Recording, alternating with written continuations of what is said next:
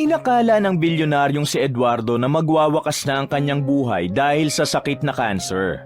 Ngunit nang malaman niya na nagkamali ng diagnosis ang doktor na tumingin sa kanya, ay isang plano ang kanyang binuo. Naisip niyang subukin ang lahat ng miyembro ng pamilya niya kung ano ang gagawin ng mga ito sa mga ari-arian na maiiwan niya kung sakaling mawala na siya. Pinatira niya sa kanyang bahay ang anak niya sa labas na si Mia kasama ang anak niyang si Alexa. Nasa bahay din na yon ang kapatid niyang si Sandra at Michael, pati na ang asawa nitong si Vivian. Sa paglipas ng mga araw, haharapin ni Mia ang gulo na meron ng pamilya ng kanyang ama. Dumagdag pa ang pagtutol ng lahat na manatili siya sa bahay na yon dahil anak siya ni Eduardo sa ibang babae. Ano nga kaya ang magiging resulta ng pagpapanggap ni Eduardo na patay na siya? Maipapakita ba nito ang totoong kulay ng mga taong malapit sa kanyang puso? Ating tunghayan ang isa na namang kwento na magbibigay aral at inspirasyon sa ating buhay. Kilala si Eduardo sa mundo ng pagnenegosyo. Sa edad niyang 56 ay marami na siyang hawak na iba't ibang negosyo na lahat ay maganda ang takbo. Kaya naman dahil doon ay nakamit niya ang pagiging bilyonaryo at maginhawang buhay na noong kabataan niya ay hindi niya naranasan. Ilang taon nang patay ang kanyang asawa habang ang kanyang nag-iisang anak na si Alexa sa orihinal niyang asawa ay palaging nasa ibang bansa at nagliliwaliw kasama ang nobyo nito. Sa mansyon ni Eduardo ay kasama niya ang kanyang mas nakababatang mga kapatid na si Sandra at Michael at ang asawa nito na si Vivian. Ngunit sa kabila ng marangyang buhay at tagumpay na meron si Eduardo, ay hindi siya lubusang masaya dahil kahit magkakasama sila ng mga kapatid niya sa iisang bahay, ay may kanya-kanya silang buhay. Halos hindi niya nakakausap ang mga kapatid niya, lalo na ang kanyang anak. Doon niya napagtanto na ang tunay na kaligayahan ay hindi talaga kayang mabili ng kahit anong laking halaga ng pera. Isang gabi, habang nasa opisina niya si Eduardo sa kanyang mansyon at abala sa ilang paperworks, ay may naramdaman siyang pagsikip sa kanyang dibdib.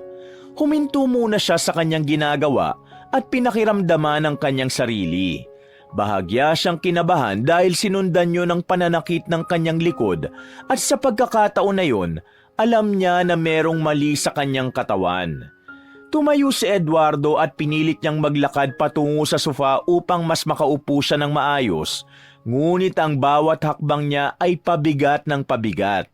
Nang makarating siya sa sofa, ay umupo siya roon ng maayos at ipinikit sandali ang kanyang mga mata.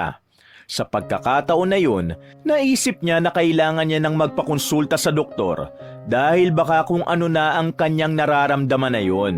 Ang unang pumasok sa isip ni Eduardo ay si Dr. Danilo na kaibigan niya na matagal nang nagtatrabaho bilang oncologist. Kinabukasan ng umaga, nagtungo si Eduardo sa ospital kung saan nagtatrabaho si Dr. Danilo. Nang pumasok siya sa opisina nito ay nagulat ito nang makita ang itsura ni Eduardo na nanghihina. "Eduardo, ano nangyari? Parang hindi ka okay," sabi ni Danilo habang tinutulungan siyang makaupo sa isang upuan. Masakit ang dibdib ko, Danilo. Kagabi ko pa ito nararamdaman. Medyo nahihirapan din akong huminga. Sagot ni Eduardo sa pagitan ng mabagal na paghinga. Agad na nagsimula si Danilo ng mga pagsusuri kay Eduardo. Habang ang mga test ay isinasagawa, hindi nawala ang labis na pagkabahala nito kay Eduardo. Matapos na makuha ang resulta, ay muling kinausap si Eduardo ni Danilo. Kumusta? Anong resulta ng mga test? Tanong ni Eduardo. Pilit niyang kinakalma ang kanyang sarili ngunit inihanda na rin niya ang sarili na maaaring hindi maganda ang sagot na kanyang maririnig. Eduardo, may ilang bagay akong naisipaliwanag sa'yo. Base sa mga resulta ng mga test na ginawa namin sa'yo, nakita kong isang bagay na hindi maganda. May lung cancer ka. Nakita ko mga senyales ng matinding pagkalat nito sa ibang parte pa ng iyong katawan. Malungkot na tugon ni Dr. Danilo. Hindi nakapagsalita si Eduardo. Nanlamig siya at nanatiling nakatingin sa kaibigang doktor. Pilit na prinoseso ng utak niya ang kanyang narinig, ngunit tila hindi yun tinatanggap ng kanyang isip. Isang malalim na paghinga ang pinakawalan niya bago nagsalita. Ano ang mga kailangan kong gawin? Tanong ni Eduardo. Kailangan mo nang magsimula ng treatment. Malala na ang kondisyon mo at ayoko namang mahuli ang lahat. Mas makabubuti na rin na ipaalam mo ito sa pamilya mo para makakuha ka ng suporta sa kanila. Tugon ng doktor. Mariin na umiling si Eduardo. Hindi. Ayokong malaman nilang tungkol sa sakit ko. Ayokong mag-alala sila sa akin lalo na ang anak kong si Alexa. Magpapagaling ako at sigurado ako nagagaling ako kaya hindi na nila ito kailangang malaman pa. Pagtutol ni Eduardo sa sinabi ni Danilo. Pero Eduardo, hindi ba't mas makabubuti kung malalaman nilang sakit mo? Ang pamilya mo ay bahagi ng iyong buhay. Maganda na kasama mo sila sa laban mo na ito.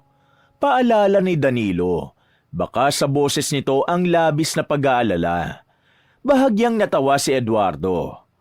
Kaya ko ito nang ako lang. Ayokong maging pabigat pa sa kanila. Matatag niyang sambit.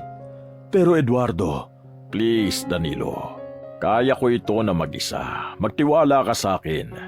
Simulan na agad natin ang treatment at mga dapat gawin.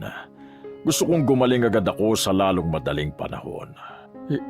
Hindi pa ako handang mawala. Tila may kung anong bumara sa lalamunan ni Eduardo matapos niya yung sabihin. Okay, kung yan ang gusto mo, pagbibigyan kita. Pero sana'y magbago ang isip mo. Tura ni Dr. Danilo. Nagpaalam na si Eduardo at lumabas sa opisina ni Danilo. Ngunit sa bawat hakbang na ginagawa niya, ay naramdaman niya ang mabigat na kalungkutan at takot na nasa kanyang puso. Nang maisip niya na maaari siyang mawala, ay bigla siyang nilukob ng pangamba dahil marami pa siyang nais gawin sa kanyang buhay. Marami pa siyang pagkakamali na nagawa niya noon na nais niyang itama. Agad na sinimulan ni Eduardo ang pagpapagamot sa pag-asang gagaling siya sa kanyang sakit. Hindi naging problema ang pera sa kanya dahil marami naman siya noon. Naging lingid sa kaalaman ng pamilya niya ang sakit at pagpapagamot na kanyang ginawa. Makalipas ang ilang buwan ay muling nagharap sina Eduardo at Dr. Danilo. Sana naman ay magandang balita ang sasabihin mo sa akin, Danilo. May kabang wika ni Eduardo. Isang malalim na paghinga ang pinakawala ni Danilo. Eduardo, alam mo na ginawa na natin lahat ng treatment sa'yo. Chemotherapy, targeted therapy, at immunotherapy. Lahat ng pinakamodernong teknolohiya ay nagamit na natin sa laban mong ito. Pero ang sakit mo, mas lumalala pa rin. Tumugon ng konti ang katawan mo sa mga unang treatment. Pero ngayon, mabilis na ang pagkalat ng cancer cells sa katawan mo. Malungkot na pahayag ng doktor. Pakiramdam ni Eduardo ay nawalan siya ng lakas ng sandaling yon. Nanlamig siya ng gusto at pinagpawisan ng kanyang mga palad. Pakiramdam niya ay nawalan ng lakas ang kanyang mga tuhod kahit na nakaupo siya. Ang paghinga niya ay naging mabigat. Anong ibig mong sabihin, Danilo? Halos pabulong na tanong ni Eduardo. Maaari nating ituloy ang treatment pero hindi nito mapapahinto ang mabilis na pagkalat ng sakit mo. Alam kong magiging masakit at mahirap ang susunod na sasabihin ko pero base sa lahat ng result, maaaring 3 hanggang 6 na buwan na lang ang natitira sa'yo. I'm so sorry, Eduardo. Napapailing na wika ni Dr. Danilo. Pakiramdam ni Eduardo ay huminto ang oras. Ang mga salitang iyon ni Dr. Danilo ay parang matatalim na punyal na sumasaksak sa kanyang puso. Tumitig si Eduardo sa doktor. Para bang pinagsakluban siya ng langit at lupa. Sa dami ng kanyang nakamit na tagumpay, pakiramdam niya ay kontrolado niya na ang lahat. Ngunit sa sandaling yon, napagtanto niya na nagkamali pala siya. Dahil ang mismong buhay niya at kung hanggang kailan na lang siya mananatili sa mundo ay isa sa napakaraming bagay na wala siyang kontrol. Alam kong mahirap ito para sa'yo, pero sa pagkakataong ito, kailangan mong harapin ang katotohanan. Dapat mo nang sabihin sa pamilya mo ang kalagayan mo. Kailangan nila itong malaman, Eduardo.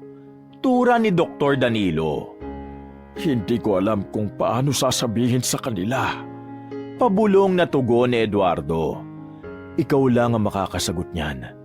Pero gaya ng sinabi ko sa iyo noon, hindi mo kailangang harapin ito ng mag-isa. Nandyan ang pamilya mo, Eduardo.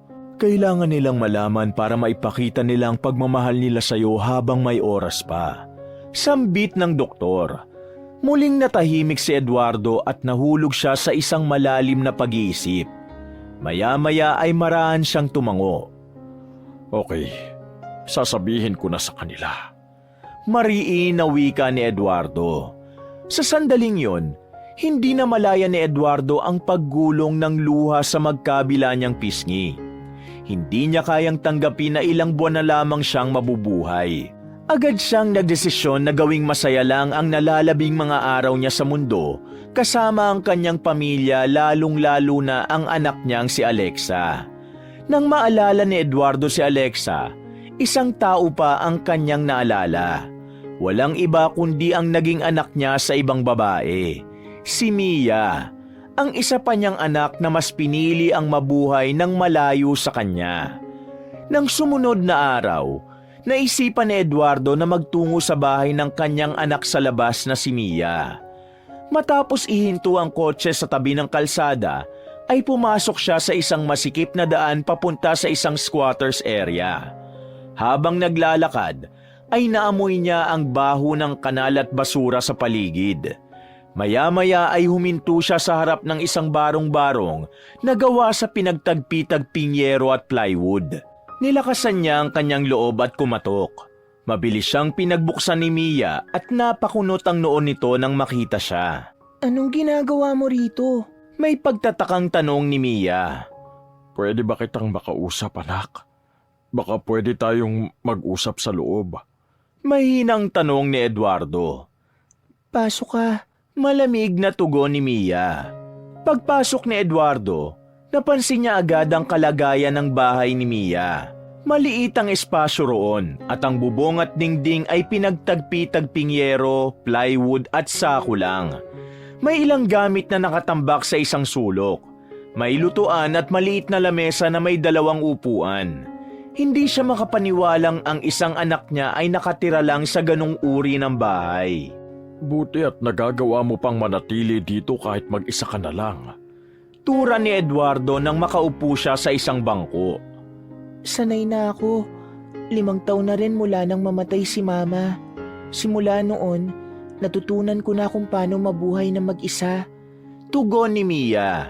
Hindi agad nakapagsalita si Eduardo. Alam niyang hindi naging madali ang buhay para kay Mia, lalo pat hindi siya kailanman naging bahagi ng buhay nito ng buo.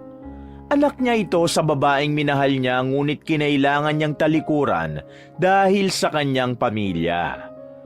Pasensya ka na. Ang laki ng pagkukulang ko sa iyo bilang tatay mo. Naluluhang sambit ni Eduardo. Ayoko ng drama ngayon. Sabihin mo na ang dapat mong sabihin kasi may mga kailangan pa akong gawin.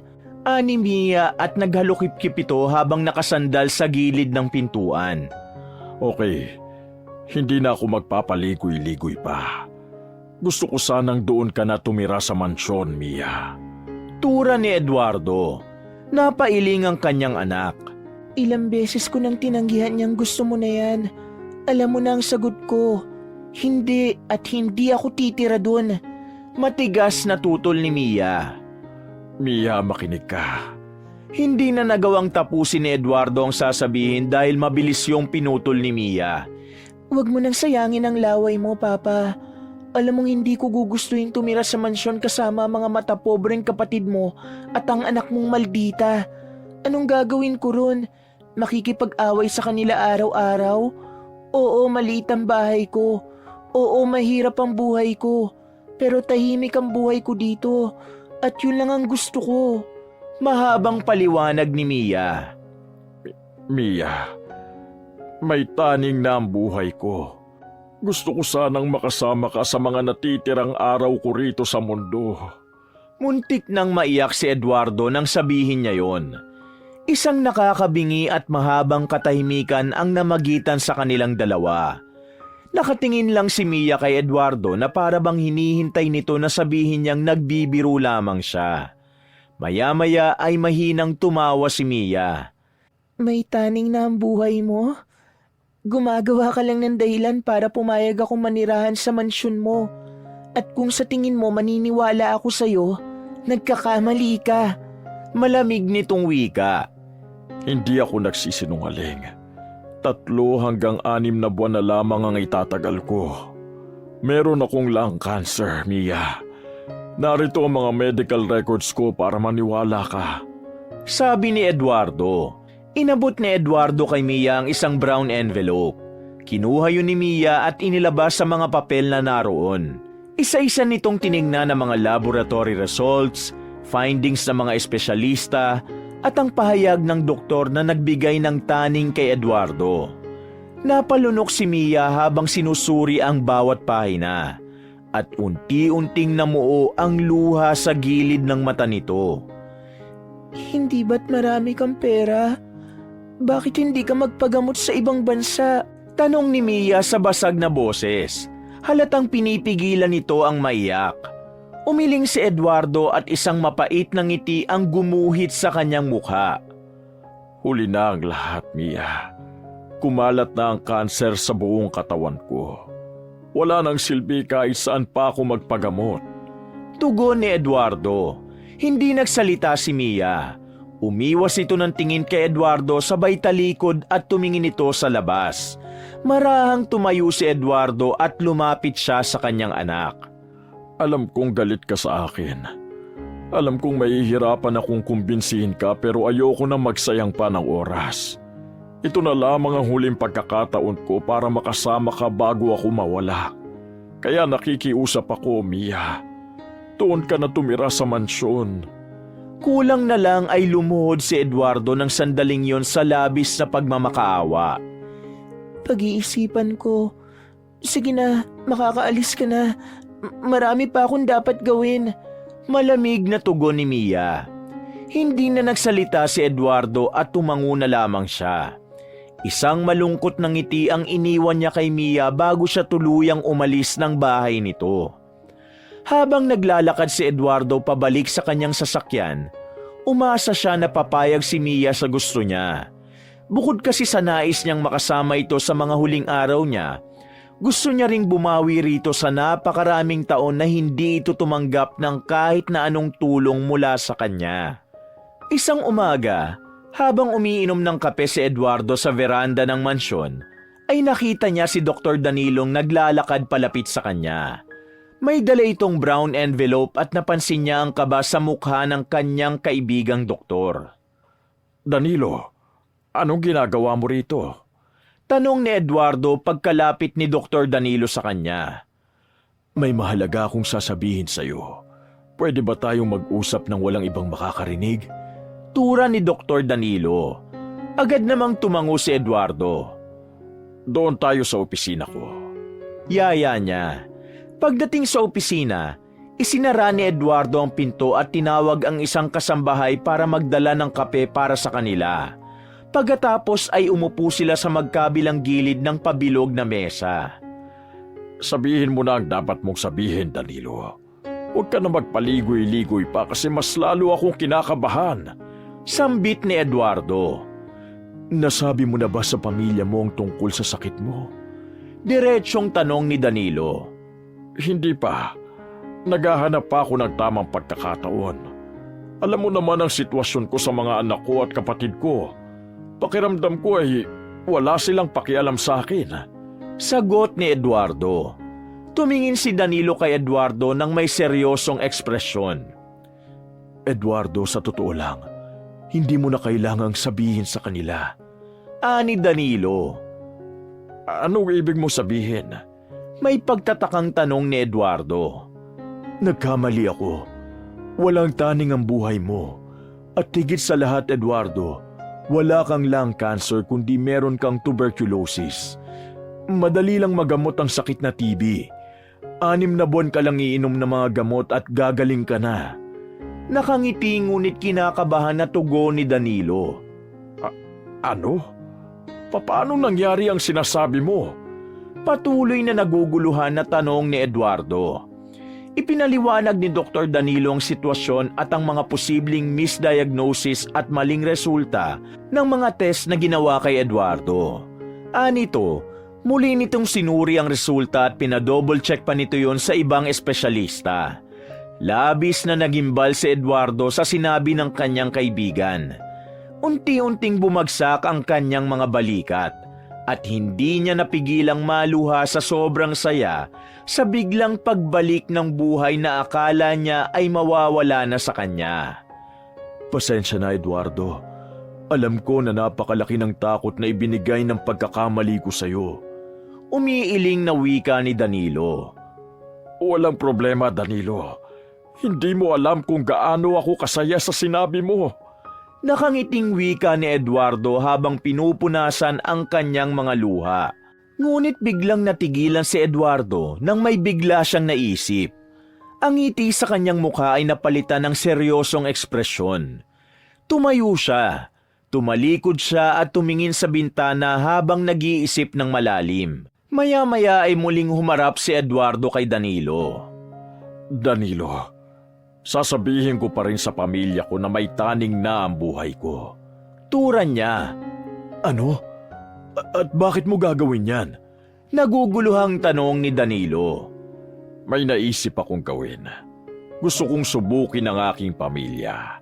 Gusto kong malaman ang tunay nilang kulay kapag wala na ako. Gusto kong makita kung sino sa kanila ang sakim at sino ang hindi. Tugon ni Eduardo.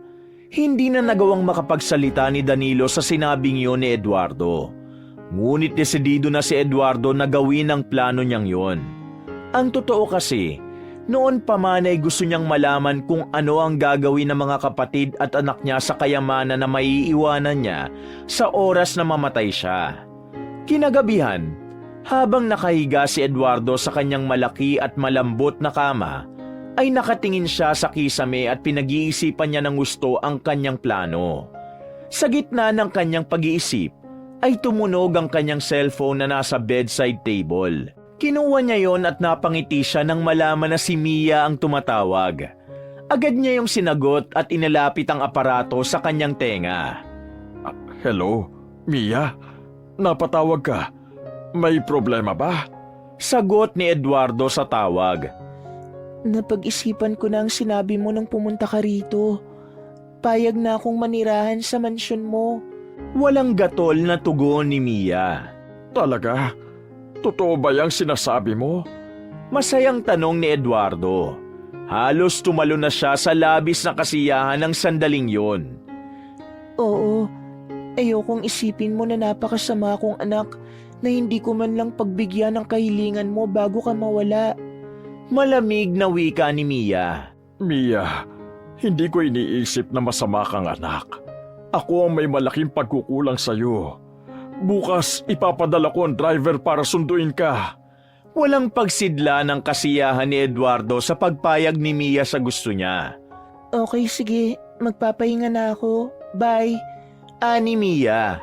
May sasabihin pa sana si Eduardo ngunit pinutol na ni Mia ang tawag. Nakangiting ibinalik ni Eduardo ang cellphone niya sa bedside table. Tumayo siya mula sa kama at lumapit sa bintana ng kanyang silid. Tiningnan niya ang malawak na hardin ng mansyon.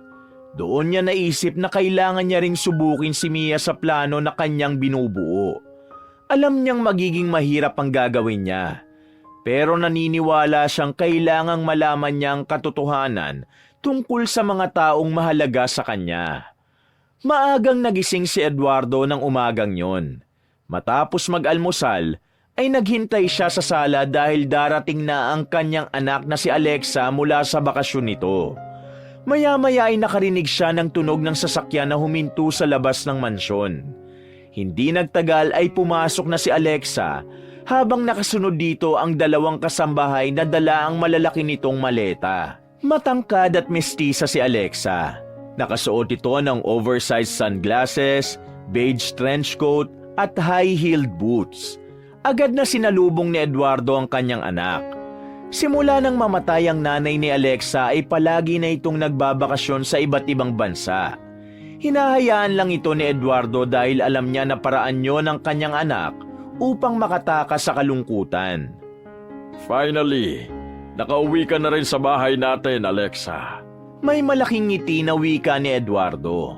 Tinanggal ni Alexa ang sunglasses nito at tumingin kay Eduardo na may halong inis. Papa, do you mind explaining why you had to ruin my vacation? Tanong nito habang nakataas ang isang kilay. Hindi ba't ilang buwan ka nang nagbabakasyon? At pinauwi kita kasi may mahalaga akong sasabihin. Tugon ni Eduardo. Bakit hindi na lang kasi sa phone mo sabihin? Like, seriously? You made me cut my trip to Rome just for this? Hindi mo ba alam na may mga reservations ako? So inconvenient talaga. Maarting itinirik ni Alexa ang mga mata nito. Iha, importante ang sasabihin ko. At saka hindi ka pa ba napapagod kakagala? Ilang buwan ka nang wala rito. Tura ni Eduardo habang pilit na inuunawa ang anak. Okay, fine. I'm not even going to argue. Iritadong sagot ni Alexa. Umakyat ka na muna sa kwarto mo at magpahinga. Mamaya, magkakaroon tayo ng special dinner.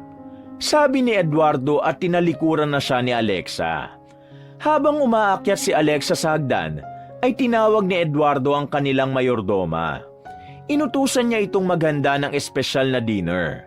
Agad namang tumalima ang mayordoma.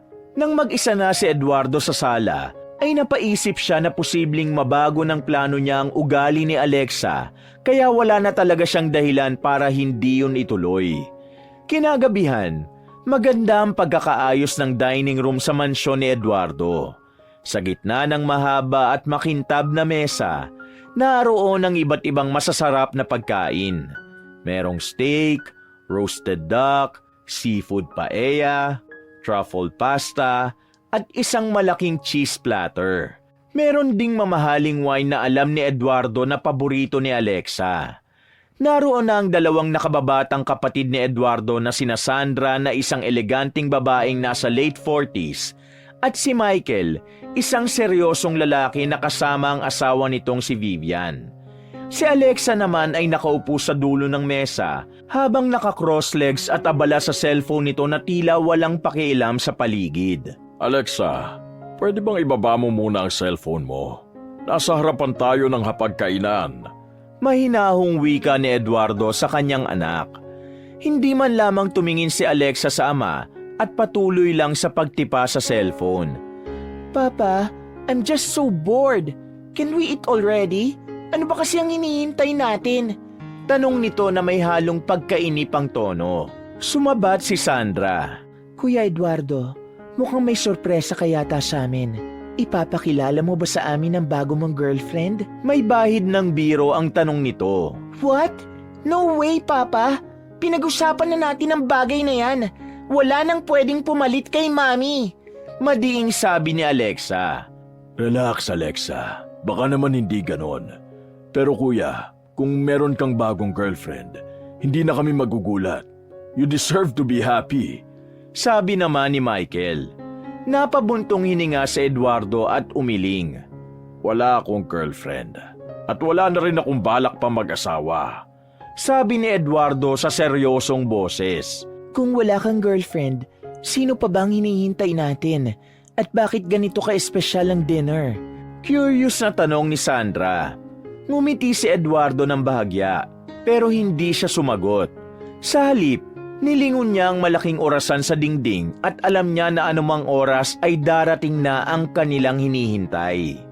Hindi nagtagal ay nakarinig silang lahat ng ugong ng sasakyan mula sa labas ng mansyon. Mukhang dumating na ang hinihintay natin. Excuse me, I'll go check. Ani Eduardo sabay tayo mula sa kanyang upuan. Nang makalabas si Eduardo ng mansyon, ay nakita niya ang nakahintong sasakyan sa driveway. Mula roon ay bumaba si Mia na may dalang isang maleta. Nang makita niya si Mia ay mabilis siyang naglakad papunta rito. Mabuti at nakarating ka na. Ako na magdadala ng maleta mo. Masayang wika ni Eduardo. Hindi na. Ako na magdadala nito. Tanggi ni Mia. Hindi pinakinggan ni Eduardo ang sinabi ni Mia at kinuha niya mula rito ang maleta at siya na ang nagbuhat nun habang naglalakad sila papasok sa mansyon. Nakahanda na ang dinner. Naroon na rin silang lahat. Sambit ni Eduardo na hindi maitago ang excitement sa mukha. Natigilan si Mia sa narinig. Tumigil ito sa paglalakad at tumingin kay Eduardo habang puno ng alinlangan ang mga mata. Lahat? Ibig sabihin sina Alexa at ang dalawa niyong kapatid? Tanong nito. Oh, Mia. Alam ko na hindi ka nila kasundo. Pero kailangan mong masanay na makasama sila. Ani Eduardo at nagpatuloy na sila sa paglalakad. Pero hindi ko kailangang masanay na kasama sila.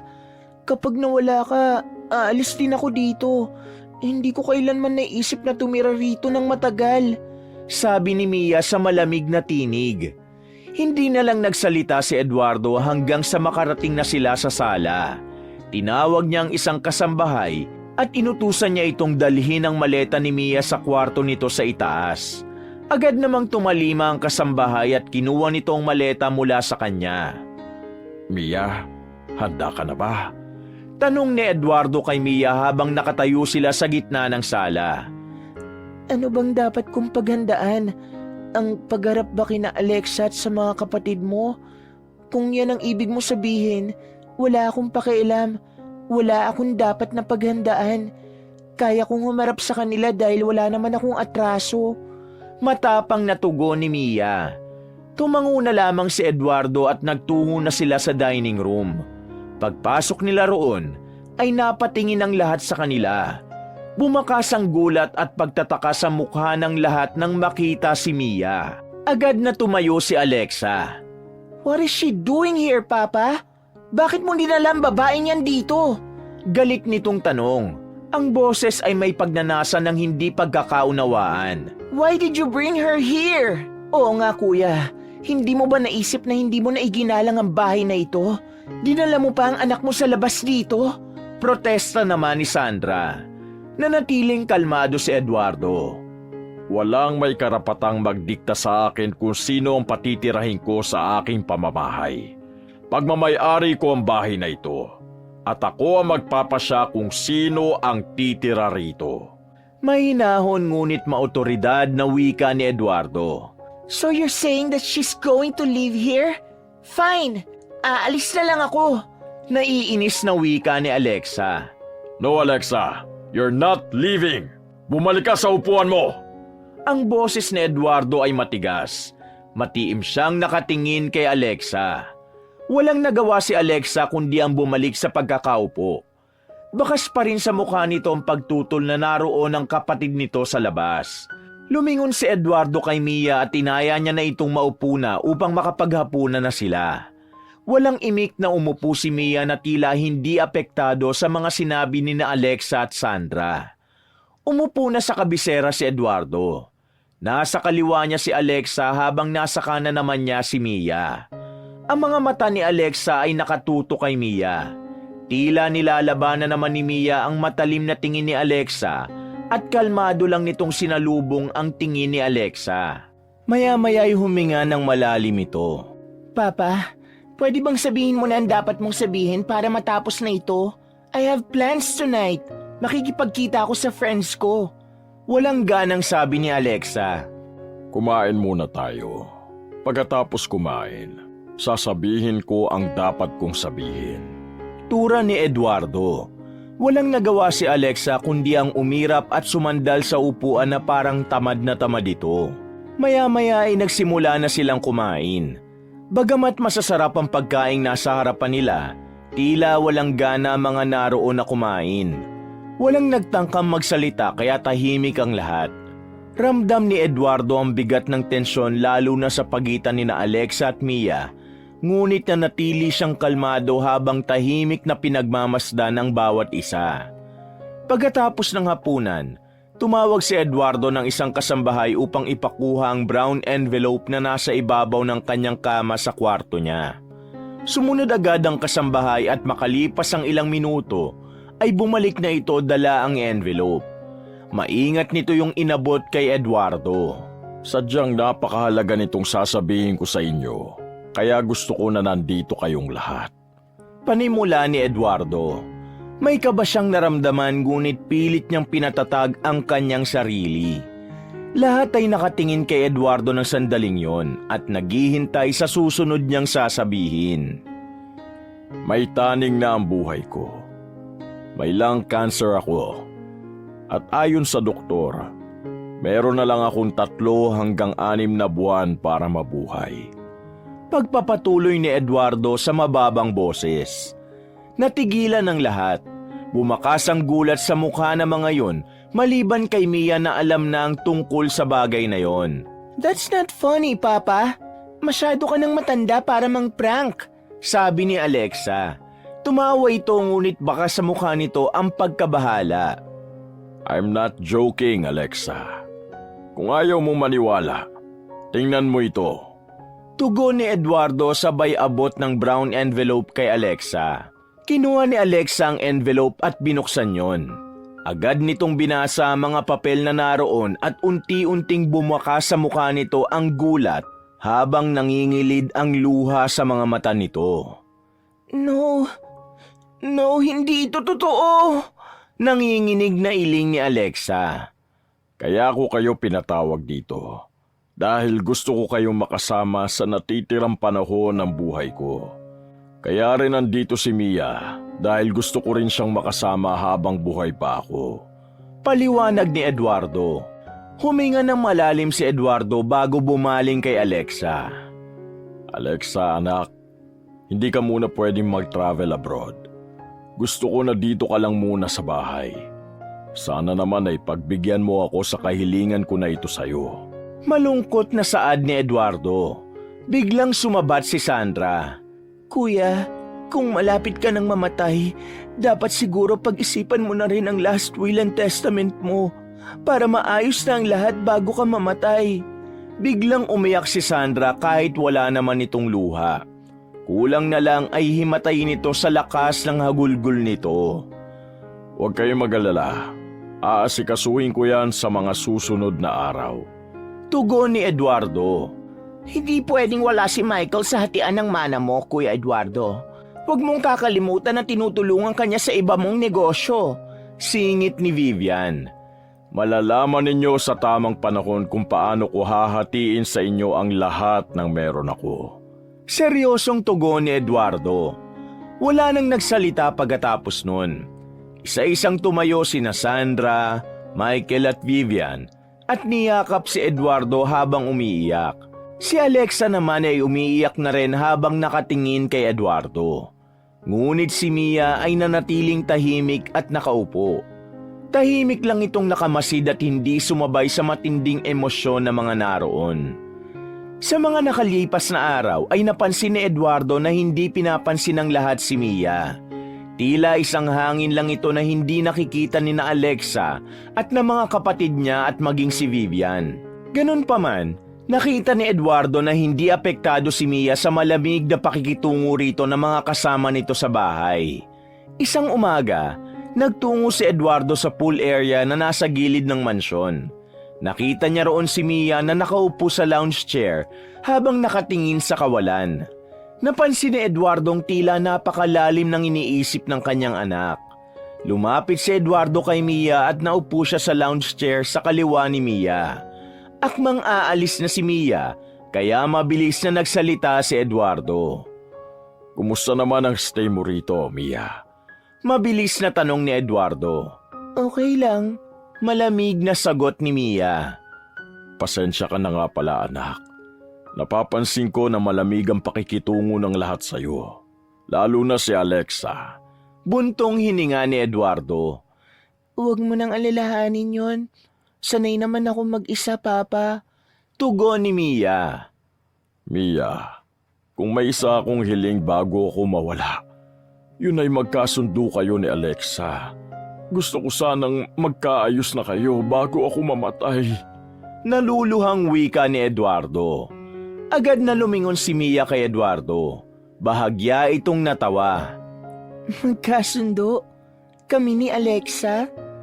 Papa, alam mong malabong mangyari yan. Alam nating lahat na kahit kailan, hindi niya matatanggap na may kapatid siya sa labas. Hindi ba dinala mo na ako rito noon at nagkagulo lang? Tura ni Mia. Alam ko, Pero ayokong habang buhay kayong magkaaway. Pareho ko kayong anak kahit magkaiba kayo ng ina. Magiging masaya ako sa kabilang buhay kapag alam ko na okay na kayong dalawa. Saad ni Eduardo. Biglang huminga ng malalim si Mia saka ito tumingin ng diretsyo kay Eduardo. Huwag mo nang ipilit ang imposible. Oo nga pala, gusto kong pag-usapan ng tungkol sa pamana mo. Hindi ako interesado sa pera at lahat ng meron ka. Huwag mo na akong isama sa hatian ng mga yon. Seryosong sabi ni Mia. Napakunot ng noo si Eduardo. Ano ibig mo sabihin? Naguguluhan niyang tanong. Huwag mo na akong pamanahan. Ayokong isipin ni na Alexa na kaya ako nandito dahil sa mana mo talaga. At talaga namang wala ako rito para sa pera. Nandito ako dahil sinabi mo na gusto mo ako makasama bago ka mawala. Walang gatol na wika ni Mia. Hindi makapaniwala si Eduardo sa narinig mula kay Mia. Ramdam niya ang kaseryosohan sa pagsasalita nito. Nagpatuloy si Mia. Matagal na akong nabuhay na sarili ko lang ang inaasahan ko. Hindi ko kailangang umasa sa pera mo. Matapos yun ay tumayo na ito at naglakad papunta sa loob ng mansyon. Naiwan si Eduardong nakatulala at hindi alam kung ano ang magiging reaksyon sa sinabing yon ng anak. Tumayo na rin siya at pagharap niya ay nakita niya si Sandra. Naglakad ito palapit sa kanya. May kailangan ka ba, Sandra? Tanong ni Eduardo. Kuya, pasensya na pero narinig ko ang usapan niyo ni Alexa. Tugon ni Sandra. Hindi ka na talaga nagbago. Ugali mo na talagang makinig sa usapan na hindi ka naman kasali. Iling ni Eduardo. Hindi ko naman sinasadya. Napadaan ako at narinig ko ang pinag-usapan ninyo. Pero totoo ba na gusto mong bigyan ng mana ang anak mo sa labas? Nanlalaki ang mga mata ni Sandra sa tanong nito. Oh, bakit? May problema ba sa bagay na yon? Tanong ni Eduardo. Pero kuya, sinabi na niya na ayaw niya ng mana mo, di ba? Kung ayaw niya, edi wag. Anak mo lang naman siya sa labas. Bahagya pang umirap si Sandra sabay tawa ng mahina. Biglang tumalim ang tingin ni Eduardo kay Sandra. Sandra, anak ko pa rin si Mia. May karapatan siya sa lahat ng pinaghirapan ko. Aniya. Okay. Kung yan ang gusto mo, bahala ka. Pero siguro naman meron ka ding iiwan para sa amin. Lalo na ako na halos araw-araw kong nandito sa mansyon. Ako nag-aasikaso sa bahay na ito, pati na sa mga kasambahay mo. Ang tagal mo na rin akong kasama dito, hindi ba? Nag-aalangang ngumiti si Sandra. Hindi sumagot si Eduardo. Nanatili siyang nakatingin sa kapatid. Baka sa mukha ang pagkadismaya. Hindi siya nagsalita at tumalikod na lamang at iniwan si Sandra. Habang naglalakad pabalik si Eduardo patungo sa loob ng mansyon, nakaramdam siya ng bigat sa dibdib. Alam niyang hindi magiging madali ang mga susunod na araw para sa kanyang pamilya. Ngunit determinado siyang gawin ang kanyang plano, anuman ang magiging resulta nun. Pagsapit ng gabi, kumatok si Eduardo sa pinto ng kwarto ni Alexa. Ilang sandali bago yun bumukas at tumambad sa kanya ang anak na nakapajama at halatang bagong hilamos. Pwede ba kitang makausap, anak? Tanong ni Eduardo sa malumanay na tono. Okay, but make it quick. I'm exhausted. Gusto ko na magpahinga. Saad ni Alexa. Pumasok si Eduardo at maingat na isinara ang pinto. Naupo siya sa isang upuang malapit sa kama ni Alexa. Alexa, I want to talk to you about Mia. Panimula ni Eduardo. What about her? Aalis na ba siya? Tanong ni Alexa. Hindi aalis si Mia sa bahay na ito. Alexa, gusto ko lang sana na bago ako mawala ay magkasundo kayong dalawa. Pakiusap ni Eduardo. Papa, seriously? That's your dying wish? No offense pero malabong mangyari ang gusto mo. She's not my sister, okay? She's just... Mabilis na pinutol ni Eduardo ang pagsasalita ng kanyang anak. Alexa, anak ko si Mia at kapatid mo siya. Hindi mo man gusto pero yon ang katotohanan. Kailangan mo siyang irespeto. Mataas ang boses na wika ni Eduardo. Tumayo si Alexa mula sa kama at naglakad papunta sa bintana at tumingin sa labas. Paano ko irerespeto ang isang tao na bunga ng kataksilan mo kay Mami? And now you want me to forget everything and be nice to her? No way! Iling ni Alexa. Hindi agad nakasagot si Eduardo. Alam niyang masakit pa rin kay Alexa ang nakaraan. Ngunit kailangan niyang subukang maayos yon. Anak, naiintindihan ko kung gaano kahirap para sa iyong lahat. Pero sana naman isipin mo, hindi kasalanan ni Mia ang nangyari noon. Wala siyang kinalaman sa kasalanan ko sa mami mo. Paliwanag niya. Kahit na, hindi siya kabilang sa pamilyang ito. I'm sorry, but I won't pretend to like her just because you're dying. Tutol ni Alexa. Napabuntong hininga na lamang si Eduardo. Tumayo na siya at nagpaalam kay Alexa. Ramdam niya na kahit anong paliwanag ang gawin niya ay hindi ito makikinig. Nang makalabas na siya sa silid ni Alexa, ay isinara niya ang pinto at sandali siyang sumandal doon. Napapikit at napailing si Eduardo. Matapos makipag-usap ni Eduardo kay Alexa, ay nagtungo siya sa minibar at kumuha siya ng isang bote ng mamahaling alak at isang baso bago siya nagtungo sa kanyang kwarto. Pagdating niya roon, ay nagsalin siya ng alak sa baso at mabilis yung ininom. Kinuha niya ang kanyang cellphone at tinawagan niya si Danilo. Agad naman yung sinagot ni Danilo na nagtaka dahil sa pagtawag niya ng ganong oras. Danilo, gusto ko nang isagawa ang plano natin. Bungad ni Eduardo. Sigurado ka na ba, Eduardo? Tanong ni Danilo. Sigurado na ako. Ito lang ang tanging paraan para malaman ko ang tunay na kulay ng bawat isa sa kanila.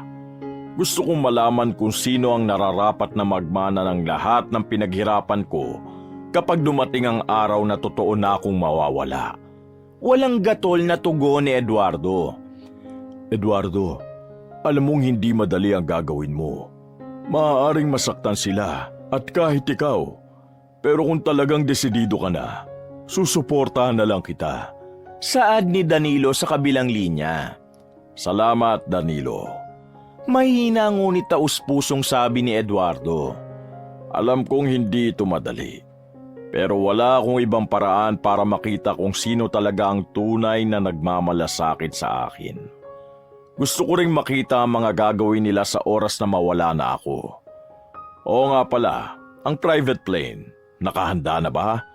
Dugtong ni Eduardo. Nakahanda na. Nasa isang private hangar yon sa Pampanga. Pwede kang umalis anumang oras na gusto mo. Sagot ni Danilo. Pagkatapos ng tawag, ipinatong ni Danilo ang cellphone sa ibabaw ng mesa. Muli siyang nagsali ng alak sa baso at matapos niya yung inumin ay sinabi niya sa sarili na wala na yung atrasan. Nang sumunod na gabi, lahat ng miyembro ng pamilya ni Eduardo ay nasa hapagkainan. Tahimik nilang pinagsasaluhan ng isang masarap na hapunan. Maya-maya ay biglang nagsalita si Eduardo. Oo nga pala, pupunta ako sa Davao bukas ng umaga. Gusto kong magbakasyon muna at bisitahin ang iba nating kamag-anak doon. Pahayag ni Eduardo.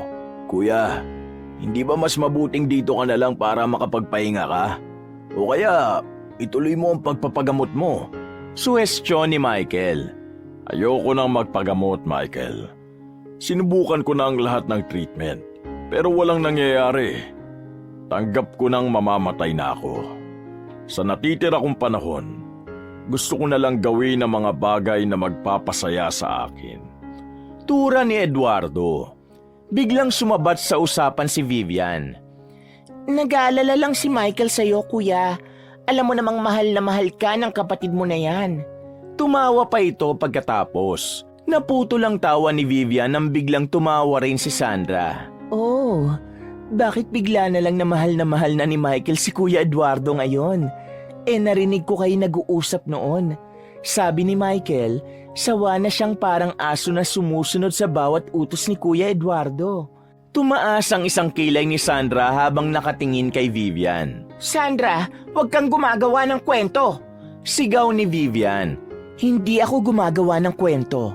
Ang totoo, pinaplastic niyo lang si Kuya Eduardo. Buwelta ni Sandra. Hindi na kinaya ni Eduardo ang sagutan ng dalawa, kaya pumagitna na siya. Tama na. Talagang sa harapan ko pa kayo nag-aaway na dalawa. Galit niyang wika. Agad na tumahimik sina Sandra at Vivian. Napapahiyang napayuko ang dalawa. Tumikhim si Eduardo at tinapunan ng seryosong tingin si Alexa. Alexa, sana naman habang wala ako ay wala akong malalaman na pati kayo ni Mia ay magkakagulo. Nagkakaintindihan ba tayo? Turan niya. Okay, fine. Walang ganang tugon ni Alexa. Tumango si Eduardo at muling tiningnan ang lahat isa-isa. Sa kanyang isip, ramdam niyang labis na lungkot dahil hindi pa man siya patay, ay nakikita na agad niya ang tunay na ugali ng bawat isa. Pagsapit ng 11:11 ng gabi ay kumatok si Eduardo sa kwarto ni Mia. Nang pagbuksan siya ni Mia ng pinto, ay sinabi niya na nais niya itong makausap bago siya umalis bukas ng umaga. Pumasok si Eduardo sa kwarto ni Mia at naupo siya sa gilid ng kama, habang si Mia ay nakatayo sa kanyang harapan. Anak, may gusto sana ako ipakiusap sa iyo bago ko umalis bukas. Sana huwag kang umalis sa bahay na ito habang wala ako. Alam kong madalas kang mag-isa at naiintindihan ko na hindi mo siguro ramdam na parte ka ng pamilya natin. Pero anak, ang bahay na ito ay bahay mo rin. May lugar ka rito. Tura ni Eduardo habang diretsyong nakatingin sa mata ni Mia. Hindi sumagot si Mia. Nakatingin lang ito kay Eduardo. Tumayo si Eduardo at marahang hinawakan ng kamay ng anak. Mia, nakikiusap ako sa iyo. Hintayin mo ang pagbabalik ko. Huwag kang aalis. Samo niya. Marahang tumango si Mia bilang tugon. Ngumiti rito si Eduardo at kahit paano ay naging magaan ang kanyang kalooban. Kinabig niya si Mia at mahigpit niya itong niyakap bago siya tuluyang lumabas ng silid nito. Kinabukasan ng umaga, maagang umalis si Eduardo ng mansyon sakay ng isa sa mamahalin niyang sasakyan. Hindi niya na hinintay na magising ang kahit isa sa pamilya niya dahil ang balak niya ay walang makakita sa mga ito sa pag-alis niya. Naging mahaba ang biyahe niya patungo sa Pampanga at pagdating niya roon ay dumiretso siya sa isang private hangar kung saan sinalubong siya ni Danilo. Nakahanda na ang lahat, Eduardo. Huling tanong, sigurado ka na ba talaga? Pag-aalala ni Danilo. Tumango si Eduardo. Oo, Danilo. Wala nang atrasan ito. Ito na ang simula ng aking pagpapanggap. Mariing wika niya. Tiningnan ni Eduardo ang private plane na nasa kanyang harapan. Mahirap man na ilang araw niyang hindi makakasama ang kanyang pamilya, alam niyang yun ang nararapat niyang gawin upang makita niya kung sino sa mga ito ang totoong nagmamahal sa kanya at kung sino ang nagpapanggap lamang. Nang magising si Mia ng umagang yon ay sinabi ng isang kasambahay na umalis na nga si Eduardo. Matapos ang agahan ay nagkulong siya sa kanyang kwarto para iwasan sina Alexa. Ngunit nang makaramdam siya ng uhaw, ay napilitan siyang bumaba at magtungo sa kusina. Pagdating niya roon ay nakita niyang nakatambak na hugasin sa lababo. Matapos niyang uminom ng tubig, ay nagdesisyon siyang hugasan ang mga nasa lababo dahil alam niyang abala mga kasambahay sa ibang gawain ng mga yon. Maya-maya, pumasok si Alexa sa kusina. Kumuha ito ng baso at uminom ng malamig na tubig. Pagkatapos ay lumapit ito kay Mia at pabalagbag nitong ibinato ang baso sa lababo kaya nabasag yon. Hindi sinasadyang nahawakan ni Mia ang basag na piraso ng baso kaya nasugatan siya sa daliri. Tumingin siya kay Alexa nang may pagtataka. Why are you looking at me like that? Irap ni Alexa. Hindi sumagot si Mia. Pinulot niya ang basag na baso. Ibinalot niya yung sa kitchen towel bago itapon sa basurahan. Sa pagtingin ni Mia kay Alexa ay ngumisi ito. Akala mo siguro hindi ko alam kung bakit ka nandito, no? Kung nabibilog mo ang ulo ni Papa, huwag mo kong itulad sa kanya. I know na pera lang ang habol mo sa kanya. Pera na wala kang karapatan kasi anak ka sa labas. Pangahamak ni Alexa. Sa halip na sumagot, tinalikuran ni Mia si Alexa at nagpatuloy sa paghuhugas sa lababo. Ngunit hindi nagustuhan ni Alexa ang pagtalikod na ginawa ni Mia. Bigla siya nitong sinabunutan at hinila siya palayo sa lababo. How dare you para talikuran ako? Galit na sigaw ni Alexa. Napangiwi si Mia dahil sa sakit ng sabunot ni Alexa ngunit hindi siya lumaban. Biglang pumasok si Sandra at nang makita nito ang nangyayari ay sumali pa ito sa kaguluhan. Hinawakan nito ang braso ni Mia at tinulak siya patungo sa lababo. Ang kapal ng mukha mo manggulo dito, Mia. Sampid ka na nga lang dito. Nangaaway ka pa at si Alexa pa talaga. Alam mo, umalis ka na lang dito. Hindi bagay ang kagaya mo sa bahay na ito. Bulyaw ni Sandra sa kanya. Nakiusap sa akin si Papa na wag akong umalis dito habang wala siya. Kung meron mang taong magpapaalis sa akin dito, si Papa yun at hindi kayo. Matapang na wika ni Mia. Napanganga si Alexa at Sandra sa lakas ng loob ni Mia. Malalaki ang hakbang na nilisan niya ang kusina at bumalik sa kanyang kwarto. Nang maisara niya ang pinto, ay habol ang paghinga niya na napasandal siya ron. Sa totoo lang, kayang-kaya niyang makipagbardagulan kay Alexa at Sandra. Pero mas pinili niyang wag lumaban dahil alam niya na hindi yun magugustuhan ni Eduardo. Kinagabihan, tahimik na naghahapunan si Mia kasama sina Alexa. Hanggang sa ang katahimikan ay nabasag ng malakas na tumunog ang telepono sa sala. Agad naman yung sinagot ng isang kasambahay. Makalipas ang ilang sandali, nagtungo ang kasambahay sa dining room at binigay ang receiver kay Alexa. Inilapit ni Alexa ang receiver sa tenga nito at habang nakikinig ito sa sinasabi ng nasa kabilang linya, ay napansin ni Mia ang mabilis na pagbabago sa ekspresyon ng mukha nito. Maya-maya ay wala nang tigil ang pag-agos ng luha sa magkabilang pisngi ni Alexa. Biglang kinabahan si Mia sa dahilan na hindi pa niya alam. Matapos ang tawag ay humagulgol si Alexa, kaya mabilis itong nilapitan ni Sandra. Alexa, anong nangyari? Bakit ka umiiyak? Nagtatakang tanong ni Sandra. Ngunit hindi agad nakasagot si Alexa. Patuloy lang ito sa pag-iyak na mas lalong nagpatindi sa kaba ni Mia. Ano ba, Alexa? Sumagot ka! Sino ang tumawag? Pasigaw ng tanong ni Sandra. Si Tito Danilo. Siya ang tumawag.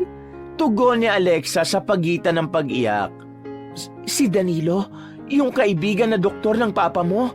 Bakit? Anong sinabi niya? Naguguluhan na tanong ni Sandra. Papa is dead. Bumagsak ang private plane na sinakyan niya papuntang Davao.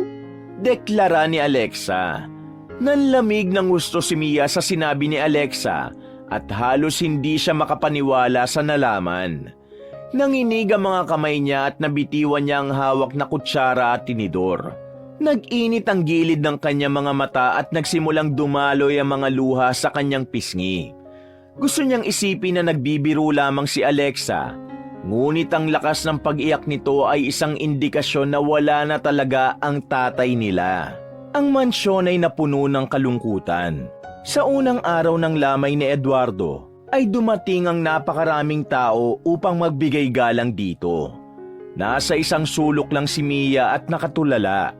Alam niya na mawawala na si Eduardo, ngunit hindi niya inasahang mawawala ito ng mas maaga. Labis ang pagsisisi niya dahil nawala ito nang hindi man lang sila nagkakaayos. Ang urn na naglalaman ng mga labi ni Eduardo ay nakalagay sa gitna ng malaking sala. Napapaligiran niyo ng napakaraming white roses na siyang paboritong bulaklak ni Eduardo. Mula sa kinauupuan ni Mia ay dinig niya ang kwentuhan ng ibang bisita tungkol sa kanyang ama. Bawat isa ay nagpahayag ng pasasalamat at pagmamahal sa yumaong si Eduardo. Dahil doon ay naging malinaw kay Mia ang lahat na maraming nagmamahal sa tatay niya. Napagtanto niya na mabuti palang tao ang kanyang ama. Sa unang gabi ng lamay, nagkaroon ng eulogy. Isa-isa, nagsalita sina Alexa, Sandra, Michael at Vivian at iba pang miyembro ng pamilya ni Eduardo. Nang matapos ng magsalita ang lahat ay tinawag ng babae na nagsisilbing host ng eulogy si Mia. Kahit may pagdadalawang isip ay tumayo si Mia at nagtungo sa unahan. Nang iabot sa kanya ang mikropono, ay nakita niya si Alexa at matalim ang tingin sa kanya. Ngunit bago siya makapagsalita, mabilis na tumayo si Alexa. She has no right to speak. Ang kapal talaga ng mukha mo, Mia. Anak ka lang sa labas. Ikaw ang sumira sa pamilya namin. Galit na sigaw ni Alexa. Nagulat ang mga taong naroon at nagsimula ang bulungan. Labis na napahiya si Mia sa ginawa ni Alexa. Hindi na siya nakapagsalita at kulang na lang ay hilingin niyang lamunin na siya ng lupa. Binitiwan ni Mia ang mikropono at mabilis siyang naglakad palabas ng mansyon. Nagtungo siya sa pool area kung saan walang ibang tao kundi siya lamang. Kahit ayaw niyang umiyak ay kusang naglaglagan ang kanyang mga luha. Maya-maya ay may narinig siyang yabag ng sapatos na palapit sa kanya. Nang lumingon siya ay isang may edad na lalaki ang naglalakad patungo sa kanyang kinaroroonan. Huminto ito sa tabi niya at inabot sa kanya ang isang puting panyo. May pag-aalinlangan na kinuha ni Mia ang panyo at pinunasan ang luha niya. Ako nga pala si Danilo. Kaibigan ako ng papa mo. Pagpapakilala ng lalaki. Maraming salamat po sa panyo. Hikbi ni Mia. Huwag mo na lang pansinin ang sinabi ni Alexa. Si Eduardo, hindi anak sa labas ang tingin niya sa'yo. Ang totoo, madalas niyang ikwento sa akin kung gaano kanya gustong tulungan. Ngunit palagi mo raw siyang tinatanggihan. Bakit ayaw mong tulungan ka ng tatay mo, Mia? Tanong ni Danilo. Dahil ayokong isipin ni na Alexa na pera lang ang habol ko kay Papa. Kaya kahit mahirap, nagsusumikap ako para mabuhay. Tugon ni Mia. I admire your strength, Mia. Kaya huwag kang susuko. Mahal na mahal ka ng papa mo at huwag mong kalilimutan yon. Ngumiti si Danilo sa kanya bago ito umalis at bumalik sa loob ng mansyon. Nang maiwan si Mia sa tabi ng pool ay natigilan siya. Mas lalo siyang nasaktan sa biglaang pagkamatay ni Eduardo dahil hindi man lang niya nasabi rito kung gaano niya ito kamahal. Dahil sa pride, hindi niya nasabi ang mga salitang yon sa kanyang ama. Mas lalong lumakas ang agos ng luha ni Mia. Nang sandaling yon, abot langit ang pagsisisi na kanyang naramdaman dahil nawala ang tatay niya nang hindi man lang sila nagkaroon ng pagkakataon na magkaayos. 5 araw na tumagal ang lamay ni Eduardo sa mansyon nito. At sa loob ng 5 araw na yon ay hindi na lumabas ng kwarto niya si Mia, lalo na kapag maraming tao. Hindi dahil sa ikinakahiya niya na anak siya sa labas, kundi upang iwasan ang eksenang nangyari nung unang gabi ng lamay. Matapos ang huling gabi ng lamay, nang sumunod na araw ay inihatid na si Eduardo sa huli nitong hantungan. Nasa malayo si Mia upang makaiwas kay Alexa. Nais niyang igalang ang araw na yon, kaya hanggat maaari ay ayaw niyang magkaroon ng gulo sa pagitan nila ng kanyang kapatid. Matapos ang paglalagay ng urn ni Eduardo sa columbarium, ay umuwi na si Mia sa mansyon. Habang naglalakad siya papasok sa mansyon, ay isang matinding kalungkutan ang lumukob sa kanya dahil alam niya na sa pagpasok niya sa bahay na yon ay hindi na niya makikita ang tatay niya. Tila may isang malaking butas sa kanyang puso. Alam niyang darating ang araw na mawawala si Eduardo, ngunit hindi niya inasahang ganun pala kabigat ang sakit. Pagpasok ni Mia sa mansyon, ay nagtaka siya nang makita sa gitna ng sala ang kanyang maleta. Nilapitan niya yon at sakto na isang kasambahay ang lumabas mula sa kusina. Manang, anong ginagawa ng maleta ko rito? May pagtatakang tanong ni Mia. Si Ma'am Alexa po ang nag-utos sa akin na i-empake ang lahat ng gamit niyo, ma'am. Pasensya na po pero sumusunod lang po ako. Kinakabahang wika ng kasambahay. Napatingin si Mia sa kanyang maleta. Hindi na bago sa kanya ang ganong ugali ni Alexa. Pero tila mas tumindi yata ang kasamaan nito Sa pagkakataong yun, napatingin si Mia sa hagdan nang makita niya si Alexa na marahang bumababa mula roon. Matalim ang mga mata nito habang nakatingin sa kanya at lumapit ito at tumayo sa harapan ni Mia. Ano na naman pakulo mo, Alexa? Bakit ibinaba mo rito ang mga gamit ko? Matapang na tanong ni Mia. Talagang nagtanong ka pa? Tutal, wala na si Papa. Wala ka ng dahilan para manatili dito. Pwede ka nang umalis. Bumalik ka na sa squatters area kung saan ka nababagay. Mataray na taboy ni Alexa. Napatiimbagang si Mia. Mariin niyang naikuyom ang kanyang mga kamay. Napakabastos mo talaga, Alexa. Pinalampas ko yung ginawa mo sa akin sa lamay ni Papa. Pero itong pag-iimpake at pakikialam sa mga gamit ko, hindi na! Galit na wika ni Mia. Really? Kabastos-bastos ka naman talaga kasi anak ka sa labas. Anak ka ng isang homewrecker. Nanlalaki ang mga matang saad ni Alexa. Sabihin mo na ang gusto mong sabihin pero hindi ako aalis sa bahay na ito dahil ang gusto ni Papa ay dito ako manirahan. Madiing wika ni Mia habang matiim ang tingin niya sa kanyang kapatid. Ang kapal talaga ng mukha mo. Pera lang naman ang dahilan kung bakit ka nandito. Gold digger! Bulyaw ni Alexa. Kinuha ni Mia ang maleta niya para ibalik sa kanyang kwarto. Ngunit mabilis siyang sinabunutan ni Alexa at hinila siya nito papunta sa nakabukas na main door. Sa pagkakataon na yon ay hindi na pumayag si Mia na api-apihin siya ni Alexa. Inalis niya ang kamay nito sa kanyang buhok. Malakas niya itong itinulak at napaupo sa sahig si Alexa na labis nitong ikinagulat. Tatayo na sana si Alexa pero mabilis itong dinuro ni Mia. Huwag mo kong sagarin, Alexa. Hindi sa lahat ng oras kaya kong magtimpi sa kasamaan ng ugali mo. Oh, sa squatters area ako lumaki. Kaya huwag mong hintayin na ipakita ko sa iyong pagiging squatter ko dahil sigurado ako na magsisisi ka. Banta ni Mia. Are you threatening me? How dare you? Sigaw ni Alexa. Hindi, Alexa. Sinasabi ko lang sa iyo ang kaya kong gawin para ready ka. Isang nakakalokong ngisi ang pinakawala ni Mia. Unti-unting bumakas sa mukha ni Alexa ang takot. Alam ni Mia na hindi nito inasahan na kaya niya ring lumaban at magsalita ng ganon. Wala na itong nasabi na tila umurong bigla ang dila nito. Lumayo na si Mia kay Alexa at kinuha ang kanyang maleta. Malalaki ang hakbang na umakyat siya sa hagdan at dinala ang maleta pabalik sa kanyang kwarto. Pagkasara niya ng pinto ay naglakad siya patungo sa kama at nangihinang napaupo sa gilid nun. Pasensya na, Papa. Kung hindi ko napigilan ang sarili kong labanan si Alexa, hindi ko na kasi kayang hayaan na lang siya sa mga maling ginagawa niya sa akin. Pabulong na wika ni Mia na tila nasa harapan lamang niya si Eduardo. Makalipas ang ilang araw, ay patuloy pa ring nagluluksa ng tahimik si Mia.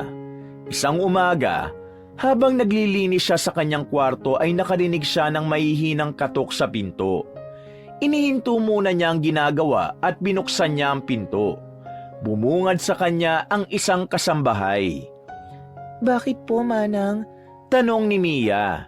Ma'am, pinapatawag po kayo ng attorney ni Sir Eduardo. Nasa opisina po sila ngayon ni Sir Eduardo. Tugon ng kasambahay. Attorney? Anong kailangan niya? Tanong ni Mia at bigla siyang kinabahan. Hindi po sinabi sa akin kung bakit pero naroon na po sina Ma'am Alexa. Tugon nito. Sige, susunod ako. Tura ni Mia sabay ngiti. Nang umalis na ang kasambahay, huminga ng malalim si Mia. Sandali siyang nag-isip at napagtanto niya na kaya merong attorney roon ay dahil pag-uusapan na ang hatian ng mana. Inihanda na niya ang sarili na tiyak niyang makukuha niyang reaksyon mula kina Alexa. Maya-maya ay lumabas na si Mia ng kwarto at naglakad patungo sa opisina ni Eduardo. Pagdating niya sa opisina, bumungad sa kanya ang malamig na tensyon sa paligid.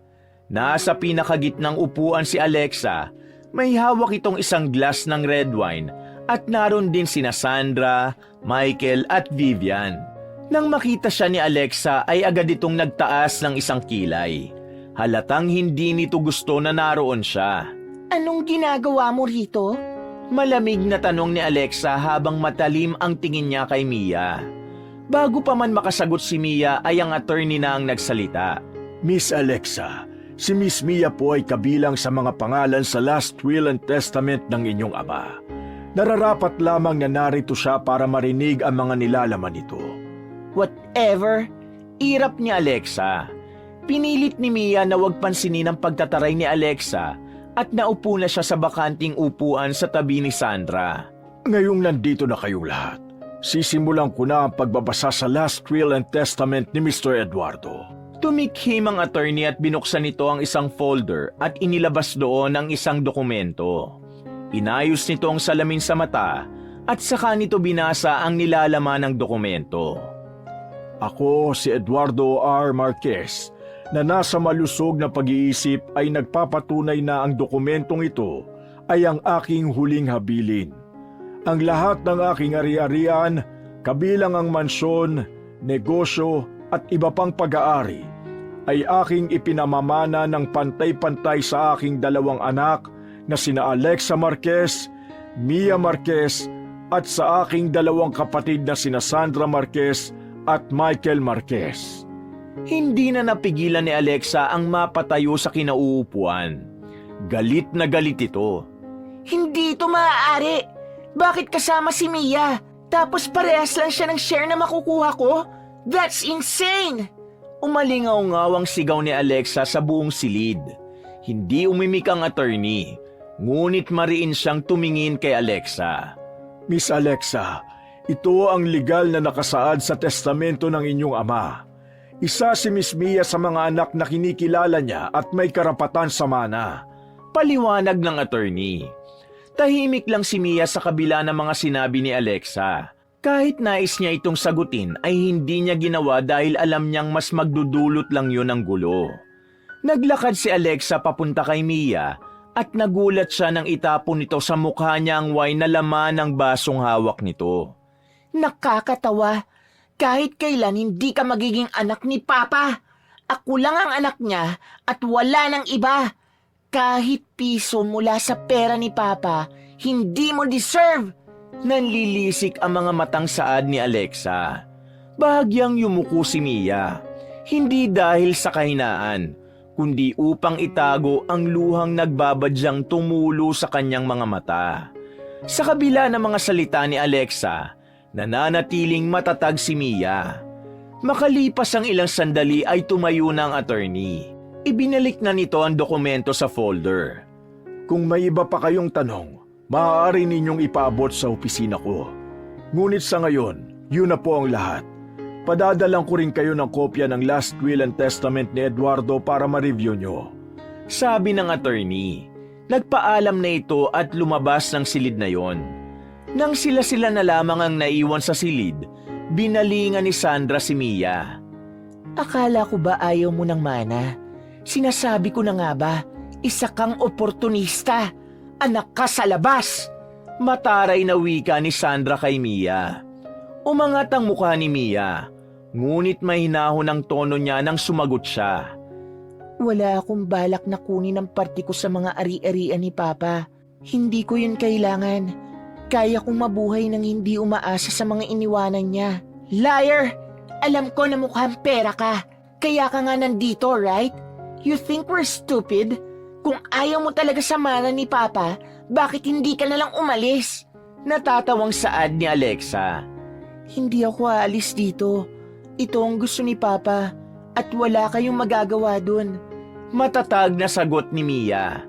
Honestly, sa tingin ko, kaya lang naman hinati ni Kuya ng pantay-pantay ang mana, ay para wag tayo mag-away-away. Ayaw niya na magkagulo tayo. Mahinahon na singit ni Michael. Tumigil ka nga, Michael. Hindi mo alam ang sinasabi mo. Saway ni Vivian sa asawa nito. Pantay-pantay? That's unfair. Ako ang legitimate na anak. Ako dapat ang may pinakamalaking parte. I deserve more than any of you! Sigaw ni Alexa. Bakit ikaw? Tanong ni Vivian at diretso itong tumingin kay Alexa.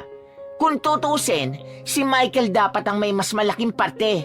Siya ang tumutulong kay Kuya Eduardo sa mga negosyo. Kaya magandang takbo ng lahat ng mga business ng tatay mo ay dahil yun kay Michael. Talaga lang, Vivian. Ako ang nag-aasikaso dito sa bahay. Ako ang kasama ni Kuya araw-araw. Hindi mo alam kung gaano kahirap ang ginagawa ko rito. Ako ang dapat na may mas malaking mana. Protesta naman ni Sandra. Nagsimula ng magtalo-talo ang lahat. Nagsigawan na sina Alexa, Sandra at Vivian. Habang si Michael ay tahimik lang, ngunit halatang nabubwisit na. Sa gitna ng kaguluhan, tumayo si Mia at humakbang palabas ng silid. Wala siyang balak makisali sa away na yun dahil wala siyang plano na kunin ang ipinamana sa kanya ni Eduardo.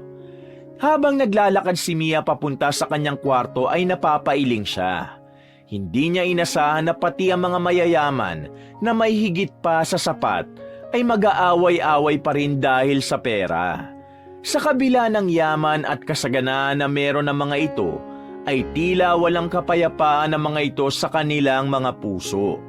At sa sandaling yon, higit pa niyang napatunayan na ang tunay na yaman ay hindi nasusukat sa pera o ari-arian, kundi sa kapayapaan at pagmamahal.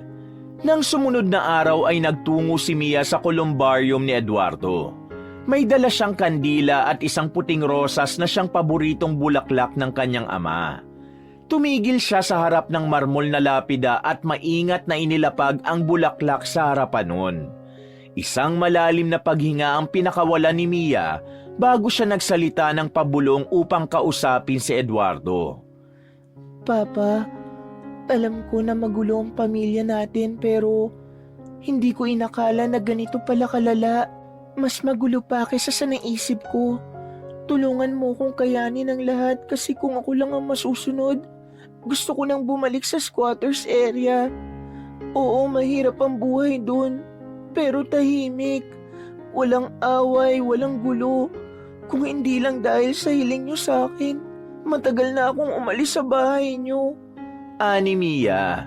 Naputol ang pagsasalita ni Mia nang may naramdaman siyang papalapit sa kinaroroonan niya. Bumaling siya at nakita si Alexa na may dalang basket ng mga bulaklak na kulay dilaw. Nang makalapit si Alexa, ay walang imik nitong kinuha ang puting rosas at walang pakundangang itinapon yon sa sahig. Anong ginagawa mo? Ibinigay ko kay Papa ang bulaklak na yon. May inis na protesta ni Mia. Ngumisi si Alexa at nilapag ang dalang basket ng mga bulaklak. Seriously, Mia? White rose? That's so basic. I brought something better. Mas classy. Pagmamalaki ni Alexa. Hindi mo ba alam? Paboritong bulaklak ni Papa ang white rose. Saad ni Mia. O tapos, ano naman ngayon? Nakataas ang kilay na tanong ni Alexa. Mas matagal mong kasama si Papa pero hindi mo man lang alam ang paborito niyang bulaklak? Gaano mo ba siya kakilala, Alexa? Naniningkit ang mga matang tanong ni Mia. Natawa ng bahagya si Alexa at kunwaring walang pakialam. I don't care about his favorite flower, Mia. Ang tanong, what are you even doing here? Nagpapasalamat ka ba sa mana na nakuha mo ng walang kahirap-hirap? Kahit kailan, hindi ako nagkaroon ng interes sa pera ni Papa. Kung may interes ako ron, dati ko pa ipinagsiksikan ng sarili ko sa bahay na yon. Tugon ni Mia. Really? Kung wala kang interes, then why don't you just leave? Aalis ka rin naman eventually, right? Just admit it, Mia. Perang dahilan kaya ka nasa bahay. Akusa ni Alexa. Hindi ako aalis. Sinusunod ko lang ang huling hiling ni Papa. Gusto niyang manatili ako sa bahay. At sana magkasundo tayo, Alexa. Isa yun sa gusto niya, na magkaayos tayo bilang magkapatid. Tura ni Mia. Natawa si Alexa. Kilabutan ka nga sa sinasabi mong magkapatid tayo. Wala akong kapatid na tulad mo. And I will never accept you as one. Matigas nitong sambit. Tumalikod si Alexa at nang makita nito ang white rose sa lapag, ay tinapakan nito yon. Nang makaalis na si Alexa, ay isang malalim na paghinga ang pinakawalan niya. Iginala niya ang mata sa paligid. At napansin niya ang isang figura ng isang lalaki sa hindi kalayuan. Isang lalaking pamilyar ang tindig. Kinilabutan si Mia nang mapagtanto niya na parang si Eduardo yun. Sandali siyang natigilan at hindi siya makapaniwala sa kanyang nakita. Ngunit nang kusutin niya ang kanyang mga mata at muling tumingin sa kinaroroonan ng lalaki, ay wala na yun. Nanatiling nakatulala si Mia habang nagtataasa ng balahibo niya sa braso. Nagpaparamdam ka ba, Papa? Kung naririnig mo ko, sana gabayan mo kami. Sana maging maayos na ang lahat. Bulong ni Mia. Kinagabihan, kasabay na naghahapunan ni Mia sina Alexa, Sandra, Michael at Vivian. Tahimik ang lahat at tila walang nais magtangka na basagin ang katahimikan. Ngunit maya-maya ay biglang nagsalita si Vivian. Oo nga pala, gusto kong malaman nyo na may nakausap na akong attorney. Tura ni Vivian. At bakit ka naman kumausap ng attorney? Nagtatakang tanong ni Sandra. Siyempre, hihingi ako ng tulong para masiguro na makukuha ni Michael ang nararapat na mana para sa kanya. Hindi pwedeng hindi mas malaki ang sa kanya. Kaswal na tugon ni Vivian. Bakit ba iniisip mo na dapat mas malaki ang parte ni Michael? Hindi ba't nararapat lang na tumulong siya sa negosyo ni Kuya Eduardo? Nakikinabang din naman kayo doon, lalo ka na, Vivian. Bili ka ng bili ng mga luxury bags kahit hindi naman bagay sa pagkatao mo. Mataray na tura ni Sandra. O baka naman hindi pa sapat ang malaking kinukupit ni Michael sa mga negosyo ng kapatid ko. Nang uuyam na dugtong ni Sandra. Natigilan si Michael, ngunit hindi ito sumagot. Si Vivian ang agad na nagtaas ng boses. That's not true. Hindi magnanakaw ang asawa ko. Paano mo nasasabi yan, Sandra? Nanlalaki ang mga matang sigaw ni Vivian. Bakit ba palagi ka nagsasalita para kay Michael? Wala bang sariling bibig si Michael? O baka naman guilty talaga siya kaya dinidepensahan mo siya? Natatawang wika ni Sandra. Galit na tumayo si Vivian. Ano bang problema mo, Sandra? Hindi ka na ba titigil sa paggawa ng kwento? Walang basehan ng mga pinagsasasabi mo. Gigil na wika ni Vivian. Nagsimula ang pagtatalo ni Sandra at Vivian. Nagpalitan ng dalawa ng maiinit na salita habang ang pagkainan ay tila naging lugar ng digmaan. Nagbigay ang dalawa ng dahilan kung bakit sila ang dapat na makakuha ng mas malaking parte ng pera at ari-arian ni Eduardo. Biglang tumayo si Alexa at nagsalita ito. Tumigil na kayong dalawa! Ang iingay nyo! Alam nyo, wala sa inyong naririto ang deserve na makakuha ng mas malaking mana, kundi ako lang. Ako lang dapat. Ako ang nag-iisang anak ni Eduardo. Lahat kayo, pare-parehas lang na mukhang pera at ginamit si Papa nung buhay pa siya. Sigaw ni Alexa habang nanlilisik ang mga mata. Nanatiling tahimik si Mia habang patuloy ang pagbabangaya ng mga naroon. Pare-pareho lang kayong walang ibang intensyon kay Papa kundi ang pera niya. Nakakatawa kayo. Look at yourselves. Ang pathetic niyong lahat. Dagdag pa ni Alexa at isa-isa sila nitong tiningnan. Hindi nagpatalo sina Sandra at Vivian sa sinabi ni Alexa. Nagsigawan na ang tatlo at tila walang nais magpatalo sa mga yun. Wala nang naintindihan si Mia sa sinasabi ng mga ito dahil sabay-sabay nang nagsasalita ang tatlo. Hindi na kinaya ni Mia ang ingay at gulo. Tumayo siya mula sa kanyang upuan at malalaki ang mga hakbang na nagtungo sa kusina. Kumuha siya ng 4 na kutsilyo at bumalik sa dining room.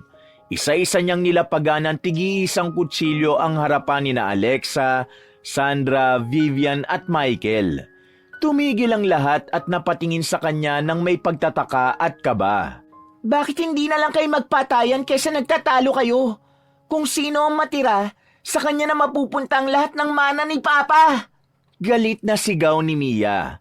Natahimik ang lahat sa ginawa at sinabi ni Mia. Nagkatinginan ang mga ito. Walang pag-aalinlangan na tumalikod si Mia at iniwan ang dining room. Ang mga natirang nasa lamesa ay nakatulala. Hindi makapagsalita at hindi makapaniwala sa sinabi ni Mia. Mula sa dining room ay tahimik na pumasok si Mia sa kanyang silid. Marahan niyang isinara ang pinto at naupo siya sa gilid ng kama. Nagsimulang bumagsak ang mga luha sa kanyang mga mata habang pilit niyang pinipigilan ang malakas na paghikbi. Ang hirap. Hindi ko na kaya. Araw-araw na lang puro away, puro pera. Bakit ba kailangan ganito palagi? Mahinang sambit ni Mia. Napayuko si Mia at tumitig siya sa sahig habang patuloy ang pagbagsak ng kanyang mga luha. Pakiramdam niya ay wala siyang lugar sa bahay na yon. Ang tahanang iniwan ng kanyang ama ay tila naging pugad ng kasakiman at galit. Biglang napansin ni Mia ang isang bagay sa gilid ng kanyang paningin. Isang puting bulaklak ang nakapatong sa kanyang bedside table. Napahinto siya sa pag-iyak habang nakatingin sa bulaklak. Nilapitan niya ang bulaklak at kinuha yon. Napakunot noo siya nang malaman na isa yung white rose, ang paboritong bulaklak ng yumao niyang ama. Sumiklab ang mas matinding pagluha mula kay Mia. Papa, ikaw ba ang naglagay nito dito? Tanong ni Mia. Kahit alam niyang imposible yung mangyari dahil patay na si Eduardo, ay nais pa rin niyang isipin na ito ang naglagay ng bulaklak na yon sa kanyang silid.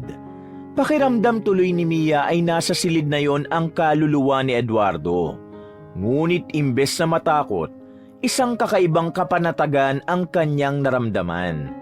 Papa, alam kong gusto mong magkasundo kami. Pero ang hirap. Hindi ko alam kung kaya ko pang magtagal dito. Gusto ko na lang bumalik sa dati na kahit mahirap at walang maraming pera. Pero tahimik naman at masaya. Lumuluhang wika ni Mia. Iginala ni Mia ang paningin niya sa kabuuan ng kanyang silid at umasa siyang may makikita siyang palatandaan mula sa kanyang ama. Ngunit wala siyang nakita. Ganoon pa man, sa kaloob-looban niya ay naramdaman niya ang presensya nito. Isang tahimik na pagpapaalala na hindi siya nag-iisa. Lumipas ang mga araw sa mansyon na tila ba ang mga nakatira roon ay hindi na magkakakilala. Sabay-sabay pa rin silang kumakain ngunit walang nagpapansinan at nagsasalita. Nasa iisang bubong sila pero parang hangin lang ang bawat isa na hindi nakikita ng iba. Isang madaling araw, nagising si Mia mula sa mababaw na pagtulog. Hindi siya mapakali, kaya tumayo siya at nagpunta sa bintana ng kanyang silid. Tumingin siya sa labas at umasa na makakahanap siya ng kapanatagan doon. Hanggang sa napuno ang kanyang isipan ng mga alaala ng kanyang simpleng buhay nung nakatira pa siya sa squatters area. Ang mga tawanan nila ng mga kapitbahay niya, ang pagbibigayan ng pagkain ng mga tao kahit kulang pa yun sa kanila, at ang payak ngunit masayang mga araw kasama mga taong kahit hindi niya kadugo ay itinuring naman siyang pamilya. Aminado si Mia na mas masaya pa rin sa lugar na yon. Sa gitna ng pag-iisip ni Mia, ay napansin niya ang paghinto ng isang itim na kotse sa tapat ng gate ng mansyon. Napakunot ang kanyang noo. Nakita niyang bumaba mula sa kotse si Alexa na halatang lasing. Bumaba ang isang lalaki mula sa driver's seat ng kotse at lumapit ito kay Alexa. Isinandal ng lalaki si Alexa sa kotse at napansin niya na pilit nitong hinahalikan si Alexa at malinaw na umaayaw ito dahil nilalayo nito ang sarili sa lalaki. Kinabahan si Mia at hindi na siya nagdalawang isip na tumakbo palabas ng kanyang silid. Bumaba siya ng hagdanan at lumabas ng mansyon. Paglabas niya ng gate ay naroon pa rin si Alexa at ang lalaki. Halatang natatakot si Alexa habang pilit na inaawat ang lalaki sa pagtatangka nitong halika ng kapatid niya. Bitiwan mo siya! Sigaw ni Mia habang papalapit sa dalawa. Nagulat ang lalaki sa boses ni Mia, ngunit hindi ito tumigil sa ginagawa nito. Alam niyang lasing din ang lalaki kaya malakas ang loob nitong gawin ang bagay na yon. Hinila ni Mia ang lalaki palayo kay Alexa. Ngunit mabilis itong humarap at tinulak siya nito ng malakas. Muntik pang matumba si Mia ngunit hindi siya nagpatinag. Sinunggaban ni Mia ang braso ng lalaki at nang humarap to sa kanya ay mabilis niyang tinuhod ang pagkalalaki nito. Napasigaw sa sakit ang lalaki at napaatras. Nagmamadali yung sumakay sa kotse at mabilis na pinaharurot yun paalis. Nang tingnan ni Mia si Alexa ay nanginginig ito sa labis na takot. Lumapit si Mia kay Alexa at nagulat siya nang bigla siya nitong yakapin. Walang iya siya. Akala ko friend ko siya pero gusto niya pala akong gawa ng hindi maganda. Umiiyak na wika ni Alexa na para bang isa itong batang nagsusumbong. Tana, Alexa. Wala na siya. Ligtas ka na. Tura ni Mia habang hinahaplos ang likod ni Alexa.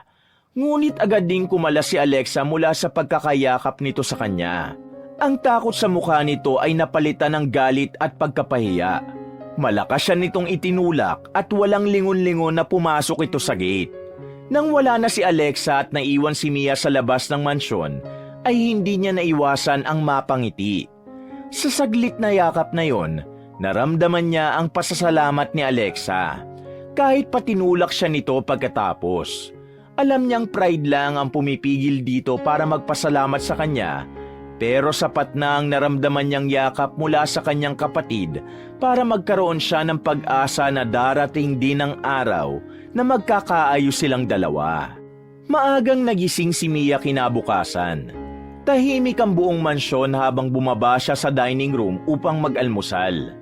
Pagdating niya sa dining room, nakahanda na ang almusal. Kumuha siya ng tinapay at kape. Nagsimula siyang kumain kahit mag-isa lang siya. Habang kumakain, narinig ni Mia ang mga yabag na bumababa mula sa hagdan. Paglingon niya, nakita niyang si Alexa yon. Baka sa maganda nitong mukha ang pagod at kakulangan sa tulog. Hindi ito tumingin sa kanya at umupo na ito para kumain. Alexa, kumain ka na. Nakangiting wika ni Mia sa kanyang kapatid. Saglit na tumigil si Alexa sa pag-inom ng kape at tumingin yun sa kanya ng sandali. Umirap ito at saka itinuloy ang pag-inom ng kape. Kumusta ka na? Ayos ka lang ba? Tanong ni Mia. Nais niyang simula ng pag-uusap nila ni Alexa. Pwede ba, Mia?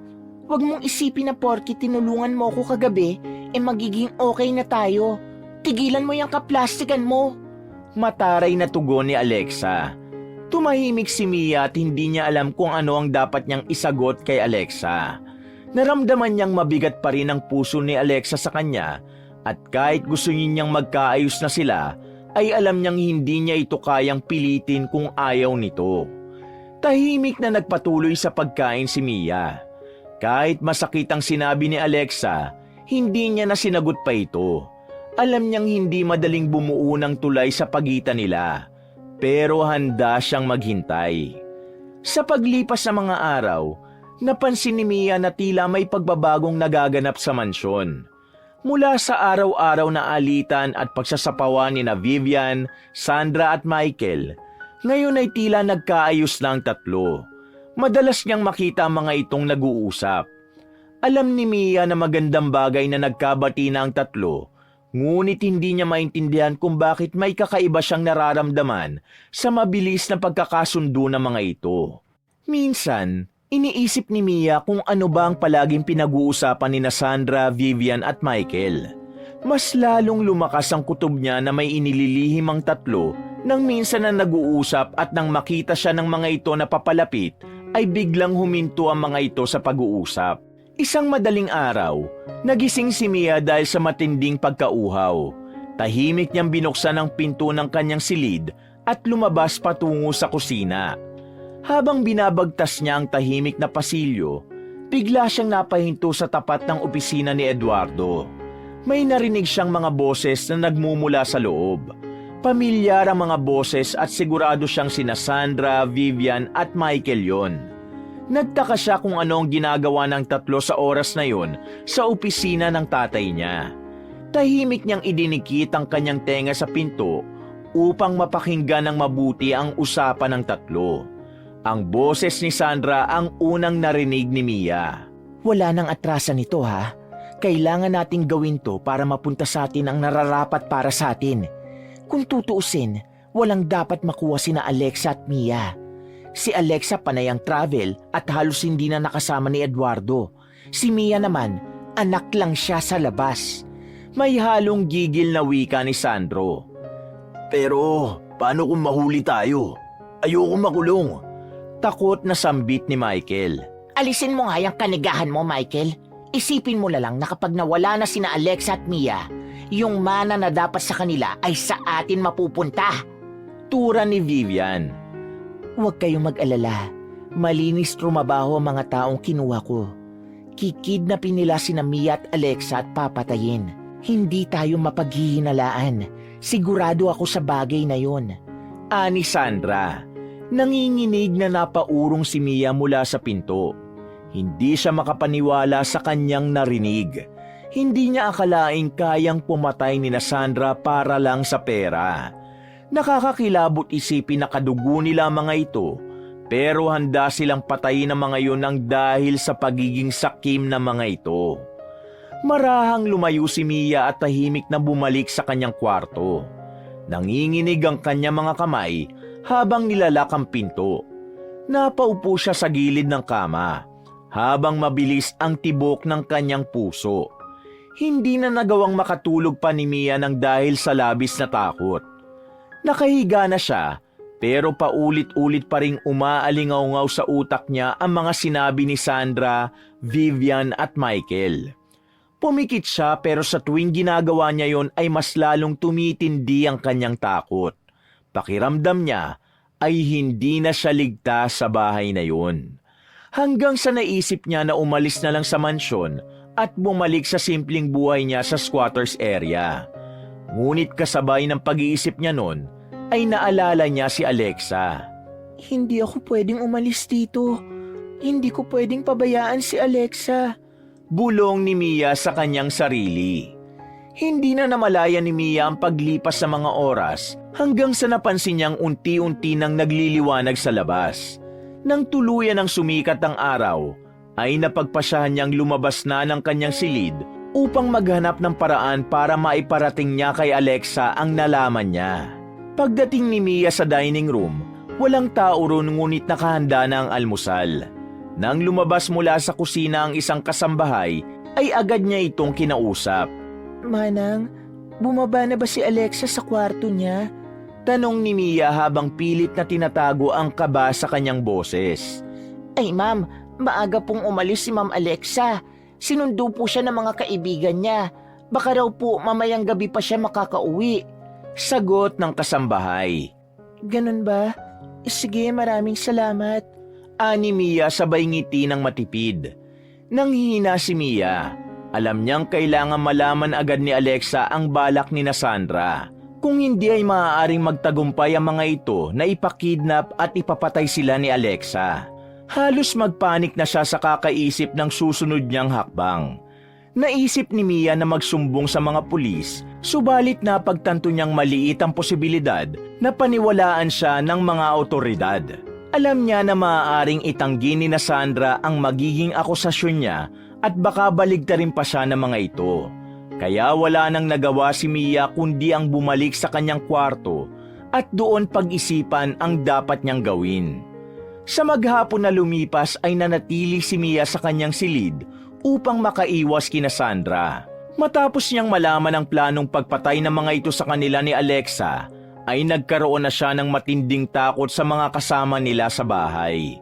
Nagpadala na lang siya sa kasambahay ng pagkain sa kanyang kwarto. Sumapit na ang gabi ngunit hindi pa rin dumarating si Alexa.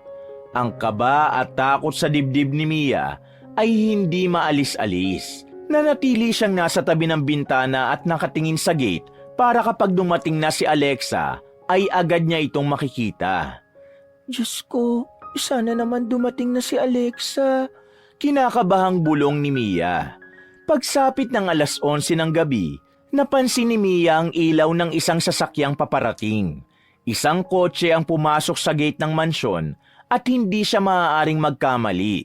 Yun ang kotse ni Alexa. Walang inaksayang oras si Mia. Agad siyang tumakbo palabas ng kwarto.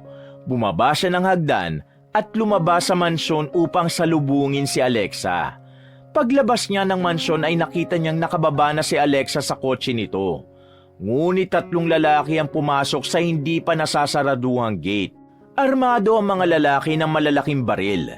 Hindi na nagawang makakilos ng security guard nang tutukan nito ng baril ng isa sa mga lalaki. Sa sandaling yon, hindi na inisip ni Mia ang pansariling kaligtasan. Tumakbo siya palapit kay Alexa na walang kamalay-malay sa pagdating ng tatlong lalaki.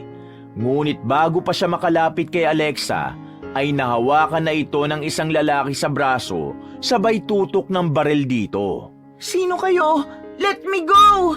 Sigaw ni Alexa habang nagpupumiglas. Wala na ring nagawa si Mia nang malapitan siya ng lalaki at maging siya ay tinutukan ito ng baril sa ulo. Parang awa nyo na. Huwag nyo kaming sasaktan. Naiiyak na pakiusap ni Mia. Manahimik ka kung ayaw mo masaktan. Banta ng lalaki. Pareho silang pinilit at hinila palabas ng gate ng mga lalaki. Hindi na nakapalag sina Mia at Alexa dahil sa mga nakatutok na baril sa kanila. Mabilis silang ipinasok sa likuran ng isang itim na van. Pilit na nagpupumigla si Alexa habang si Mia naman ay walang tigil sa pagsigaw ng tulong. Subalit hindi nagtagal, tinutukan muli sila ng baril. Dahilan upang sila ay tumahimik dahil sa takot. Umandar na ang van palayo sa mansyon. Naging malikot ang mata ni Mia sa pag-asang makakahanap siya ng paraan para makatakas sila ni Mia.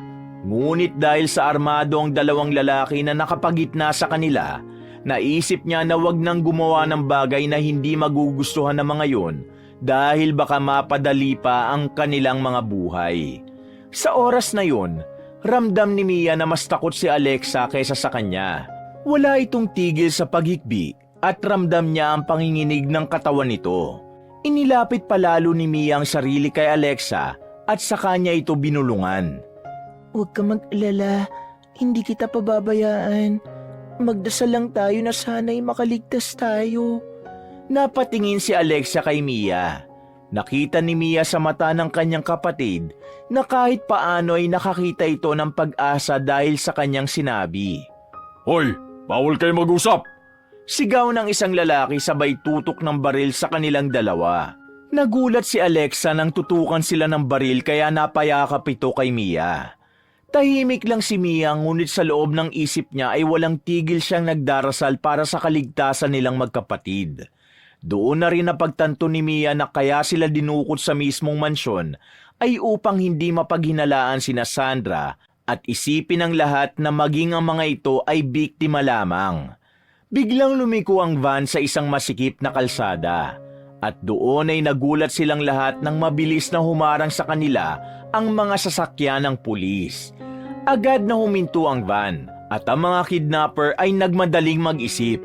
Nagmaniobra pabalik ang driver, ngunit hindi yung tuluyang nakaatras dahil kahit sa likod ng van ay may mga sasakyan na rin ng mga pulis na isa-isang humarang. Labis na nagtaka si Mia kung paano nalaman ng mga pulis ng ganun kabilis ang pagkidnap sa kanila. Pero hindi na muna yun ang pinagtuunan niya ng pansin. Kahit paano'y nagpasalamat siya dahil mas lumaki ang pag-asa nila na makakaligtas. Hinila sina Mia at Alexa ng dalawang lalaki palabas ng van. Mahigpit silang hawak ng mga yun sa braso habang nakatutok ang baril ng mga ito sa kanilang ulo. Malakas na sumigaw ang isa sa mga lalaki na kung hindi hahayaan ng mga pulis na patakasin ang mga ito, ay papatayin ng mga ito sina Mia at Alexa. Hanggang sa biglang dalawang putok ng baril ang umalingaw-ngaw at nakita nila ang pagbagsak ng lalaking may hawak kay Alexa. Dalawang sunod pa ng putok ng baril ang pumailan lang at ang may hawak naman kay Mia ang bumagsak.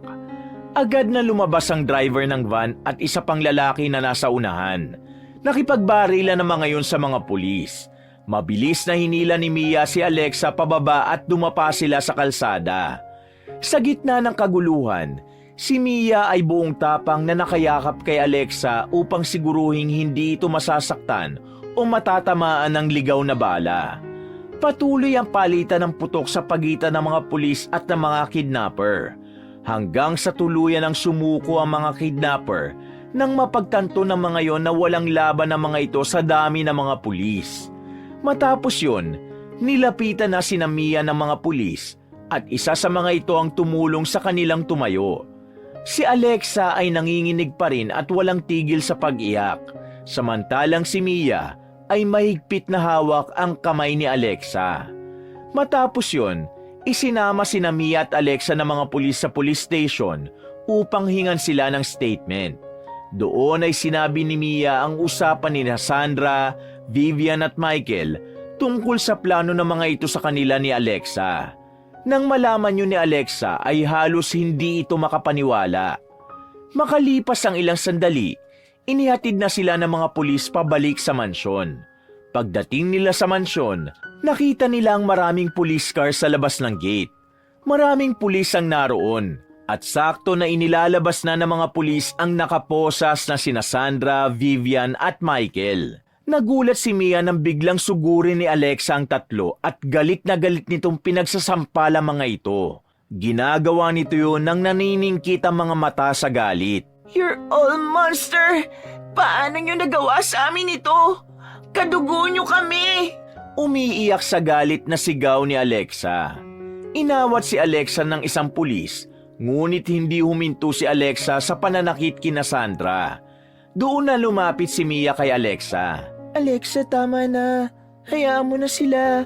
Siguradong mabubulok na ang mga yan sa kulungan. Sabi ni Mia habang yakap si Alexa. Isinakay na ng mga pulis sina Sandra sa police car. Nang umalis na ang mga yon, nanatiling magkayakap ang magkapatid. Nang unti-unti nang kumalma si Alexa, saka lang sila naglakad papasok sa gate ng mansyon. Mabagal silang naglakad sa driveway nang biglang nagsalita si Alexa. Mia, thank you. I saw how you protected me earlier. Hindi ko alam kung paano kita mapapasalamatan. Mahinang sabi ni Alexa. Wala yun. Saka ginawa ko yun dahil magkapatid tayo. Kahit anong mangyari, hindi magbabago yun. Nakangiting sagot ni Mia. Sorry din sa lahat ng nagawa ko sa'yo. Ang dami kong na-realize after ng lahat na nangyari ngayong gabi. Kung hindi ko lang sana pinairal ang pride ko noon, kung nakipag-ayos lang sana ako sa'yo agad, siguro nakita pa tayo ni Papa nung okay na tayo bago siya nawala. Malungkot na pahayag ni Alexa. Naging malungkot ang ekspresyon ni Mia, ngunit pilit siyang ngumiti. Sigurado akong masaya siya kung nasaan man siya ngayon. Ang mahalaga, nagkaayos na tayo. Ani Mia. Ilang di pa na lang ang layo nilang dalawa mula sa main door ng mansyon nang pareho silang natigilan. Bumukas ang main door at mula roon ay lumabas si Eduardo. Nakangiti itong naglakad palapit sa kanila. Nanlaki ang mga mata ni Alexa at agad siyang kumapit na mahigpit kay Mia. Mia, nakikita mo rin ba? Nakikita ko. Si Papa! Multo ni Papa! Nanghihilakbot na bulalas ni Alexa. Samantalang si Mia ay nanatiling nakatulala. Hindi siya makapaniwala sa kanyang nakikita. Nang makalapit si Eduardo ay malalim itong huminga at ngumiti ng malapad. Hindi pa huli ang lahat, mga anak. Buhay pa ako at masaya akong makita na okay na kayong dalawa. Masaya nitong sambit. Walang nakapagsalita sa dalawa. Pareho silang tila napako sa kanilang kinatatayuan habang ang kanilang mga muka ay puno ng gulat at pagkalito. Iniisip niyo bang multo ako? Hindi ako multo. Buhay ako. Natatawang sabi ni Eduardo. Kinuha nito ang tig-isang kamay ni Mia at Alexa at mahigpit nito yung hinawakan. Sabay na napaiyak sina Alexa at Mia. Hindi na sila nag-atubiling yakapin ang kanilang ama. Papa, akala namin patay ka na. Iyak ni Alexa. Papa, paano nangyari to? Paano ka nabuhay? Tanong naman ni Mia. Kumala si Eduardo sa yakap upang magpaliwanag. Hayaan yung ipaliwanag ko sa inyo ang lahat. Panimula ni Eduardo. Ayon kay Eduardo, nagkamali ng diagnosis ang kaibigan niyang doktor at ang totoo ay wala naman pala itong lung cancer at walang taning ang buhay nito. Ginamit nito ang pagkakataong yun upang subukan silang lahat kung ano ang gagawin nila kapag namatay na si Eduardo. Inamin din niya na sinadyang pabagsakin ng eroplano kung saan ang alam ng lahat ay nakasakay ito Pero ang totoo ay hindi ito nakasakay doon. Sinadya kong hatiin ng pantay-pantay ang lahat ng mamanahin ninyo. Gusto kong makita kung paano nyo haharapin ang sitwasyon na yun. Nagpalagay ako ng mga hidden camera sa buong mansyon, kaya alam ko ang lahat ng nangyayari. Alam kong sa gabing ito mangyayari ang plano ni Sandra, Vivian at Michael. Kaya tumawag na ako ng mga pulis. At dahil sa ginawa kong pagpapanggap na patay na ako, ipinakita na ni Sandra ang tunay nilang mga kulay. Pagpapatuloy ni Eduardo. Matapos yon ay nalinawan na si Mia sa totoong nangyari. Humingi ng tawad si Alexa kay Eduardo sa pagiging sakim nito sa mana, pero ayon kay Eduardo ay naiintindihan nito si Alexa dahil ipinaglalaban lang nito ang kanyang karapatan. Muling niyakap ni Mia at Alexa ang kanilang ama. Ang bigat sa kanilang mga puso ay agad na naglaho ng sandaling yon. Habang papasok sila sa mansyon, ramdam ni Mia ang bagong simula. Sa unang pagkakataon, wala nang bigat sa kanyang puso. Alam niyang mula sa gabing yon ay tuluyan ng magbabago ang lahat para sa kanilang tatlo. Simula noon, namuhay ng masaya at tahimik sina Mia, Alexa, kasama ang kanilang amang si Eduardo. Unti-unting naibalik ang kaayusan sa kanilang pamilya. At ang dating tensyon sa pagitan ng magkapatid ay napalitan ng pagmamahalan at pagkakaintindihan. Madalas na nagtutulungan sina Mia at Alexa sa mga negosyo ng kanilang ama. At naglaan din sila ng oras upang maglakbay sa iba't ibang bansa upang mas mapalalim ang kanilang relasyon bilang magkapatid. Bumalik si Mia sa pag-aaral upang tuparin ang kanyang mga pangarap. Samantala, sina Sandra, Vivian at Michael ay nahatulan ng habang buhay na pagkakabilanggo. Isa yung malinaw na mensahe na ang kasakiman at kasamaan ay may kaukulang kabayaran. Para kay Mia, ang lahat ng nangyari ay nagturo sa kanya ng mahalagang aral na ang tunay na yaman ay hindi nasusukat sa pera o ari-arian, kundi sa pagmamahal, tiwala at pagkakaisa ng pamilya. Napagtanto niyang sa kabila ng mga pagsubok, ang kanilang pamilya ay may kakayahang bumangon at magsimula muli. Basta't magkasama silang haharap sa bawat hamon ng buhay. Wakas!